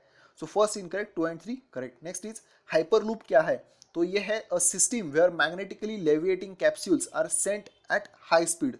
मैग्नेटिकली लेविएटिंग कैप्सूल, ऐसी एक कैप्सूल होती है जो एक पर्टिकुलर ट्यूब में है ना, हाइपरलूप ट्यूब होती है, इसके तहत बहुत ही ज़्यादा स्पीड पे ये एक जगह से दूसरी जगह भेजी जा सकती है। ठीक है, ये हो गया hyperloop. Next is question number 9, government of India launch national programme for prevention and control of cancer, diabetes, cardiovascular disease and stroke with integration of Ayurveda, homeopathy and Unani. It comes under Ministry of। तो ये ministry of Ayush के तहत आता है। ठीक है, मतलब ये देखिए कि इसमें ना एक तो इंपॉर्टेंट क्यों है, तो इसमें अलग अलग जो बहुत जो इंपॉर्टेंट डिसीजेज जो है वो सबसे ज़्यादा हमारे यहाँ पे पाए जाते हैं, तो इनको एक क्लब करके ऐसा मतलब इसका सोल्यूशन ढूंढने के लिए आयुर्वेदिक सोल्यूशन, होम्योपैथिक सोल्यूशन और यूनानी सोल्यूशन ढूंढने के लिए ये एक नेशनल प्रोग्राम जो था वो स्टार्ट कर दिया गया था। तो इस वजह से न्यूज़ में था। तो ये किस मिनिस्ट्री के तहत आता है, तो मिनिस्ट्री ऑफ आयुष के तहत। ऑलराइट, ये याद रखिए। Next is question number 10, Theyyam is concern with. तो ये किससे कंसर्न है, तो केरला, थय्याम केरला, याद रखिए थय्याम केरला। सो अब देखते हैं हमारे question from 14 March 2017। So first is EVM के बारे में हमें करेक्ट स्टेटमेंट बताना है। So first is EVM are being used in Indian government, Indian general and state elections to implement electronic voting in total since 2004। मतलब in total, ये word यहाँ पे इंपॉर्टेंट है, in total since 2004। तो ये बात सही है। Next is since ruling of Delhi High Court, Supreme Court and demands from various political parties, EC decided to introduce EVM with VVPAT system। मतलब इन लोगों की मांग की वजह से, फर्स्ट क्या है, दिल्ली हाई कोर्ट, साथ साथ सुप्रीम कोर्ट और जो पॉलिटिकल पार्टीज, इनकी मांग की वजह से ईवीएम के साथ वीवीपैट जो voter verified paper audit trial जो होता है ये भी प्रोवाइड किया जाता है। And third is EVMs were commissioned by ECI in collaboration with electronics corporation of India limited. तो ये किसके द्वारा मतलब किसके द्वारा कमीशन किए जाते हैं, तो ईसीआईएल। ये थर्ड स्टेटमेंट याद रखिए। जो फर्स्ट और सेकंड जो है वो तो आप जानते होंगे, लेकिन थर्ड याद रखिए, electronics corporation of India limited के तहत ये कमीशन कर दिए जाते हैं। तो इसके ऑल स्टेटमेंट जो है वो करेक्ट है। अब देखते हैं हमारा क्वेश्चन नंबर 2 जी, कौन सा करेक्टली मैच है ये हमें बताना है। सो यूरोपा कहाँ पे, it is the smallest of the 4 Galilean moons orbiting Saturn. तो ये सैटर्न की मून नहीं, ये जुपिटर के मून है। ऑलराइट, सो ओनली सेकंड जो है वो करेक्ट है। और फोविया क्या है, fovea is a small depression in the retina of eye where visual sharpness is highest. मतलब ये याद रखिए, फोविया जो होता है यहाँ पे हमारा जो शार्पनेस होता है, विजुअल शार्पनेस, ये सबसे ज़्यादा होता है। सो यहाँ पे सैटर्न नहीं जुपिटर है, यूरोपा जो है वो सैटर्न नहीं जुपिटर का मून है। Next is question number 3, guess the correct state from the statement. तो कौन सा स्टेट है ये हमें यहाँ पे गेस करना है। तो first is it is also known as land of dawnlit mountains, Next is it is called as Orchid State of India. Third is it was established in February 1987. Then next is it comes under biodiversity hotspot. And last is नामफाड़ा national park is located in this state. तो इनमें से जो अगर आपको ये पता होगा कि 1987 में कौन सा बना है, ये मतलब सबसे एक ऐसा है कि जो हम गेस कर सकते हैं ज़्यादा अच्छा इस ऑप्शन से. तो इसका आंसर जो है वो है आंध्र प्रदेश. अरुणाचल प्रदेश. अरुणाचल प्रदेश को लैंड ऑफ डाउनलिट माउंटेन्स कहा जाता है. साथ ही साथ इसको ऑर्किड स्टेट भी कहा जाता है. ये फरवरी 1987 में बनाया गया था. एंड ये बायोडाइवर्सिटी मतलब हमारे ईस्टर्न साइड का जो बायोडाइवर्सिटी हॉटस्पॉट है इसके तहत आता है. और जो नामफाड़ा नेशनल पार्क जो है वो अरुणाचल प्रदेश में आता है. ठीक है, याद रखिए ये बातें. Next is question number 4. जी एडमिरलिटी बिल 2016 के बारे में हमें एक स्टेटमेंट बताना है. So first is the bill aims to establish a legal framework to consolidate the existing laws related to admiralty jurisdiction of courts and admiralty proceedings on maritime claims, arrest of vessels and related issues. मतलब जी अगर vessels के बारे में कुछ भी issue हो जाए तो ये सॉल्व करने के लिए एडमिरलिटी बिल लाया गया, ऐसा फर्स्ट स्टेटमेंट है. Next is the bill confers admiralty jurisdiction on high court. Okay, high courts located in coastal states of India and this jurisdiction extend up to territorial waters. मतलब इसका जो dispute अगर कुछ हो जाए तो ये जुरिस्डिक्शन किसके पास है, तो हाई कोर्ट के पास. ठीक है, ये याद रखिए हाई कोर्ट के पास है. ये दोनों स्टेटमेंट जो है वो सही है. So answer is C, both correct. And fifth is consider the following facts about national crime records bureau NCRB के बारे में हमें करेक्ट स्टेटमेंट बताना है. So first is NCRB is a Indian government agency responsible for collecting and analyzing the crime data as defined by Indian Penal Code. तो crime data जो है वो इंडियन पीनल कोड के तहत डिफाइन किया गया है और ये NCRB इसके लिए रिस्पॉन्सिबल है, ऐसा फर्स्ट स्टेटमेंट है. Next is NCRB is headquarter in new Delhi. तो ये बात भी सही है. एंड थर्ड क्या है कि it is a part of ministry of home affairs. तो तीनों स्टेटमेंट जो है वो करेक्ट होने की वजह से हमारा आंसर है D, all correct. Next question is question number 6. The discretionary power of government in India are. तो इनमें से कौन सी डिस्क्रिशनरी पावर है, तो देखिए ये फर्स्ट जो है वो ये डिस्क्रिशनरी पावर है appointment of chief minister when no party has a clear cut majority in state legislative assembly. तो ये डिस्क्रिशनरी पावर है. Next is dissolution of state Lok Sabha assembly if the council of minister has lost its majority. तो ये भी discretionary power है. Giving assent to bill ये discretionary power नहीं है. ऑलराइट, डिस्क्रिशनरी पावर नहीं है. And last is the dismissal of Council of Minister when it cannot prove confidence of State Legislative Assembly. तो ये बात भी डिस्क्रिशनरी पावर में आती है. तो 1, 2 and 4 जो है ये इसका आंसर है. अब देखते हैं हमारा question number 7. The de jure head of the state government is. तो कौन होते हैं de jure head state government के, इसका आंसर है गवर्नर ऑफ स्टेट. ठीक है, गवर्नर जो है वो डी जूरी हेड होते हैं किसी भी स्टेट के. Then 8 question is the electoral college for the election of president consist of. तो कौन कौन प्रेसिडेंट के इलेक्शन में पार्टिसिपेट होते हैं, ये हमारा क्वेश्चन है. तो ये देखिए 1 and 2 इसका आंसर है. देखिए कौन कौन होते हैं.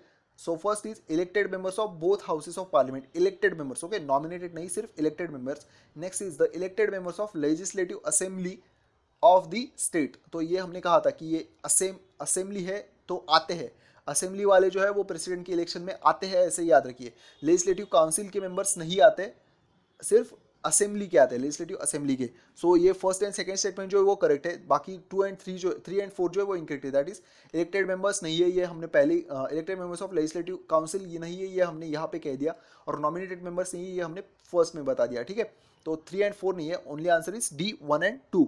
अब next question is consider the following about Godavari river. So first is Godavari is the second longest river of India. तो गंगा के बाद गोदावरी सबसे लॉन्गेस्ट रिवर है, ये बात सही है. Next is it starts in Maharashtra emptying into bay of Bengal. तो ये नासिक में त्र्यंबकेश्वर जो है वहाँ पे ये स्टार्ट होके बे ऑफ बंगाल में एंड होती है. तो ये बात भी सही है.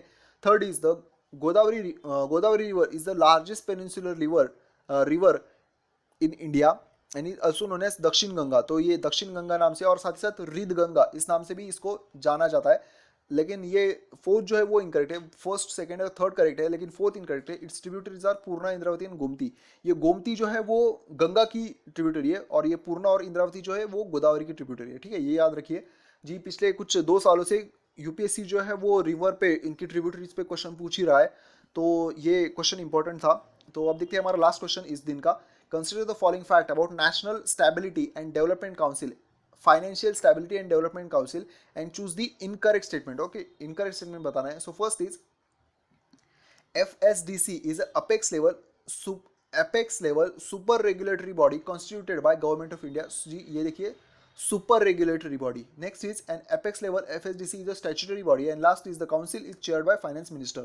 तो ये सुपर रेगुलेटरी बॉडी है, मतलब इसमें आरबीआई, बाकी एलआईसी वगैरह इनके जो है वो मतलब इन एसबीआई सेबी इन सभी को रेगुलेट करने के लिए एफएसडीसी बनाएगी। ये फर्स्ट स्टेटमेंट सही है और थर्ड भी सही है कि ये जो फाइनेंस मिनिस्टर इसको चेयर करते हैं, लेकिन ये स्टैट्यूटरी नहीं है, ये autonomous body. Alright, FSDC is a autonomous body, autonomous body.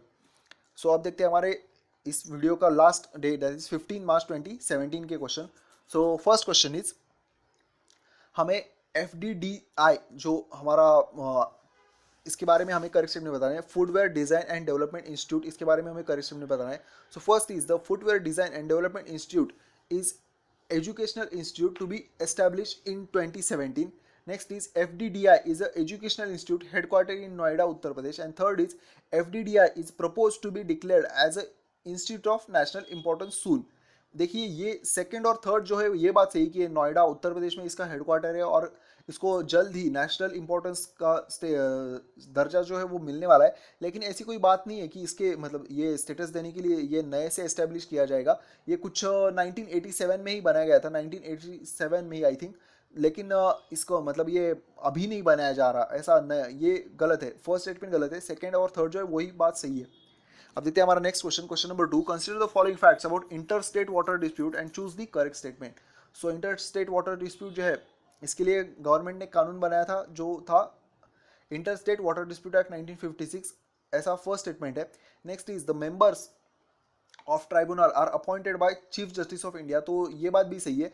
लेकिन थर्ड जो है वो इनकरेक्ट है कि क्या है कि inter state water dispute comes under the original jurisdiction of supreme court. जी ये ओरिजिनल ज्यूरिसडिक्शन में नहीं आता, लेकिन ये मतलब ऐसी भी बात नहीं कि सुप्रीम कोर्ट इस पर डिसीजन नहीं ले सकता। अगर ट्रिब्यूनल का जो डिसीजन होगा वो स्टेट को मतलब वो एक्सेप्ट नहीं होगा तो जो स्टेट है वो सुप्रीम कोर्ट में जा सकते हैं। सो ओरिजिनल ज्यूरिसडिक्शन नहीं है। Alright, so first and second जो है वो बात सही है। अब देखते हैं हमारा question number 3। Which of the following commissions recommendation are related to water dispute. So सिर्फ सरकारी या कमीशन के जो है वो ही वाटर डिस्प्यूट के बारे में है। मतलब इसमें क्या रिकमेंड किया था कि अगर कोई स्टेट सेंटर को ऐसे दरख्वास्त करता है कि आप ट्रिब्यूनल गठित कीजिए, तो सरकारी या कमीशन ने कहा था कि सेंटर को 1 साल के भीतर वाटर डिस्प्यूट के लिए जो ट्रिब्यूनल है वो गठित करना पड़ेगा। तो फर्स्ट सही है। बलवंत राय मेहता जो कमेटी है वो पंचायत राज इंस्टीट्यूशंस के बारे में, ठीक है, ये याद रखिए। नेक्स्ट क्वेश्चन अब देखते हैं हमारा फोर्थ। जी in India the council of minister have which type of responsibility, choose the correct statement. तो कौन सी रिस्पॉन्सिबिलिटी होती है जी? इंडिविजुअल रिस्पॉन्सिबिलिटी होती है और कलेक्टिव रिस्पॉन्सिबिलिटी होती है, लेकिन लीगल रिस्पॉन्सिबिलिटी नहीं होती। ऑलराइट, तो बी आंसर है इसका 1 and 3 ओनली। याद रखिए सिर्फ इंडिविजुअल और कलेक्टिव, मतलब ये कलेक्टिवली लोकसभा के लिए रिस्पॉन्सिबल होते हैं। Next is global convention on vision zero is related to, तो ये किसके रिलेट करता है? Occupational safety and health situation, ठीक है, vision zero occupational safety and health situation. Next is Madhesis community belongs to, तो ये कहाँ से बिलोंग करती है? तो ये है नेपाल से। ऑलराइट, नेपाल, याद रखिए Madhesis community Nepal. Next is question number 7। Consider the following fact about appointment of chief minister. A person who is not a member of state legislative assembly can be appointed of chief minister, तो ये बात सही है। आप जानते होंगे कि अगर स्टेट लेजिस्लेटिव असेंबली के मेंबर नहीं हुए तो भी ये अपॉइंट हो सकते हैं, लेकिन इनको 6 महीने के भीतर अपना मतलब इसका पार्ट होना, मेंबर होना पड़ेगा। Next is constitution requires that a person must prove his majority in the legislative assembly before he appointed as chief minister, तो ये इनकरेक्ट है क्योंकि ये बिफोर नहीं, मतलब ये अपॉइंट होने के बाद भी जो अपनी मेजॉरिटी जो है वो मतलब इसको क्या प्रूव कर सकते हैं। सो सेकंड स्टेटमेंट इनकरेक्ट है, बिफोर नहीं आफ्टर भी कर सकते हैं। So only 1 is correct. Next question is question number 8। Consider the following about new land use policy of Mizoram, तो इसके बारे में हमें करेक्शन में बताना है। So first is to put an end to wasteful shifting cultivation, तो ये बात सही है। Next is to ensure that all the farmers had a land of their own so that they can each pursue a permanent means of livelihood under agriculture, तो ये बात भी सही है कि मतलब हर एक जो हमारा फार्मर होगा वहाँ पे तो इनको लैंड जो है वो अवेलेबल होनी चाहिए उनकी लाइवलीहुड के लिए। ये बात भी new land use policy of Mizoram के तहत आता है। थर्ड जो है ये बात भी सही है कि इसमें इसके तहत है ना, मतलब मार्केटिंग इंफ्रास्ट्रक्चर बढ़ाना है, ऐसा थर्ड स्टेटमेंट सही है। लेकिन इसमें ऐसा कोई बात नहीं कि जो हमारे फार्मर्स है इनको लोन प्रोवाइड करना है, ऐसी कोई बात नहीं है। सो 1, 2 and 3 जो है वो बात करेक्ट है। अब देखते हैं हमारा सेकंड लास्ट क्वेश्चन, थर्ड क्या है। सो थर्ड क्या है? It is a United states army anti ballistic missile, ठीक है, United states army anti ballistic missile is third. And last question उस दिन का, मिशन फिंगरलिंग जो है वो किससे रिलेट करता है, तो ये है ब्लू रिवोल्यूशन के साथ, ठीक है, mission fingerling blue revolution. Alright friends, तो ये थे हमारे क्वेश्चन फ्रॉम 1 मार्च टू 15 मार्च। हम ऐसा ही वीडियो है हमारा जिसमें हम कवर कर रहे हैं question from 16 March two 31 March. Alright, तो इसके बाद वो भी देखिए, और सो दैट आपके जो पूरे महीने भर के जो एमसीक्यू है वो कवर हो जाएंगे। Okay friends, thank you so much, have a happy wonderful day ahead.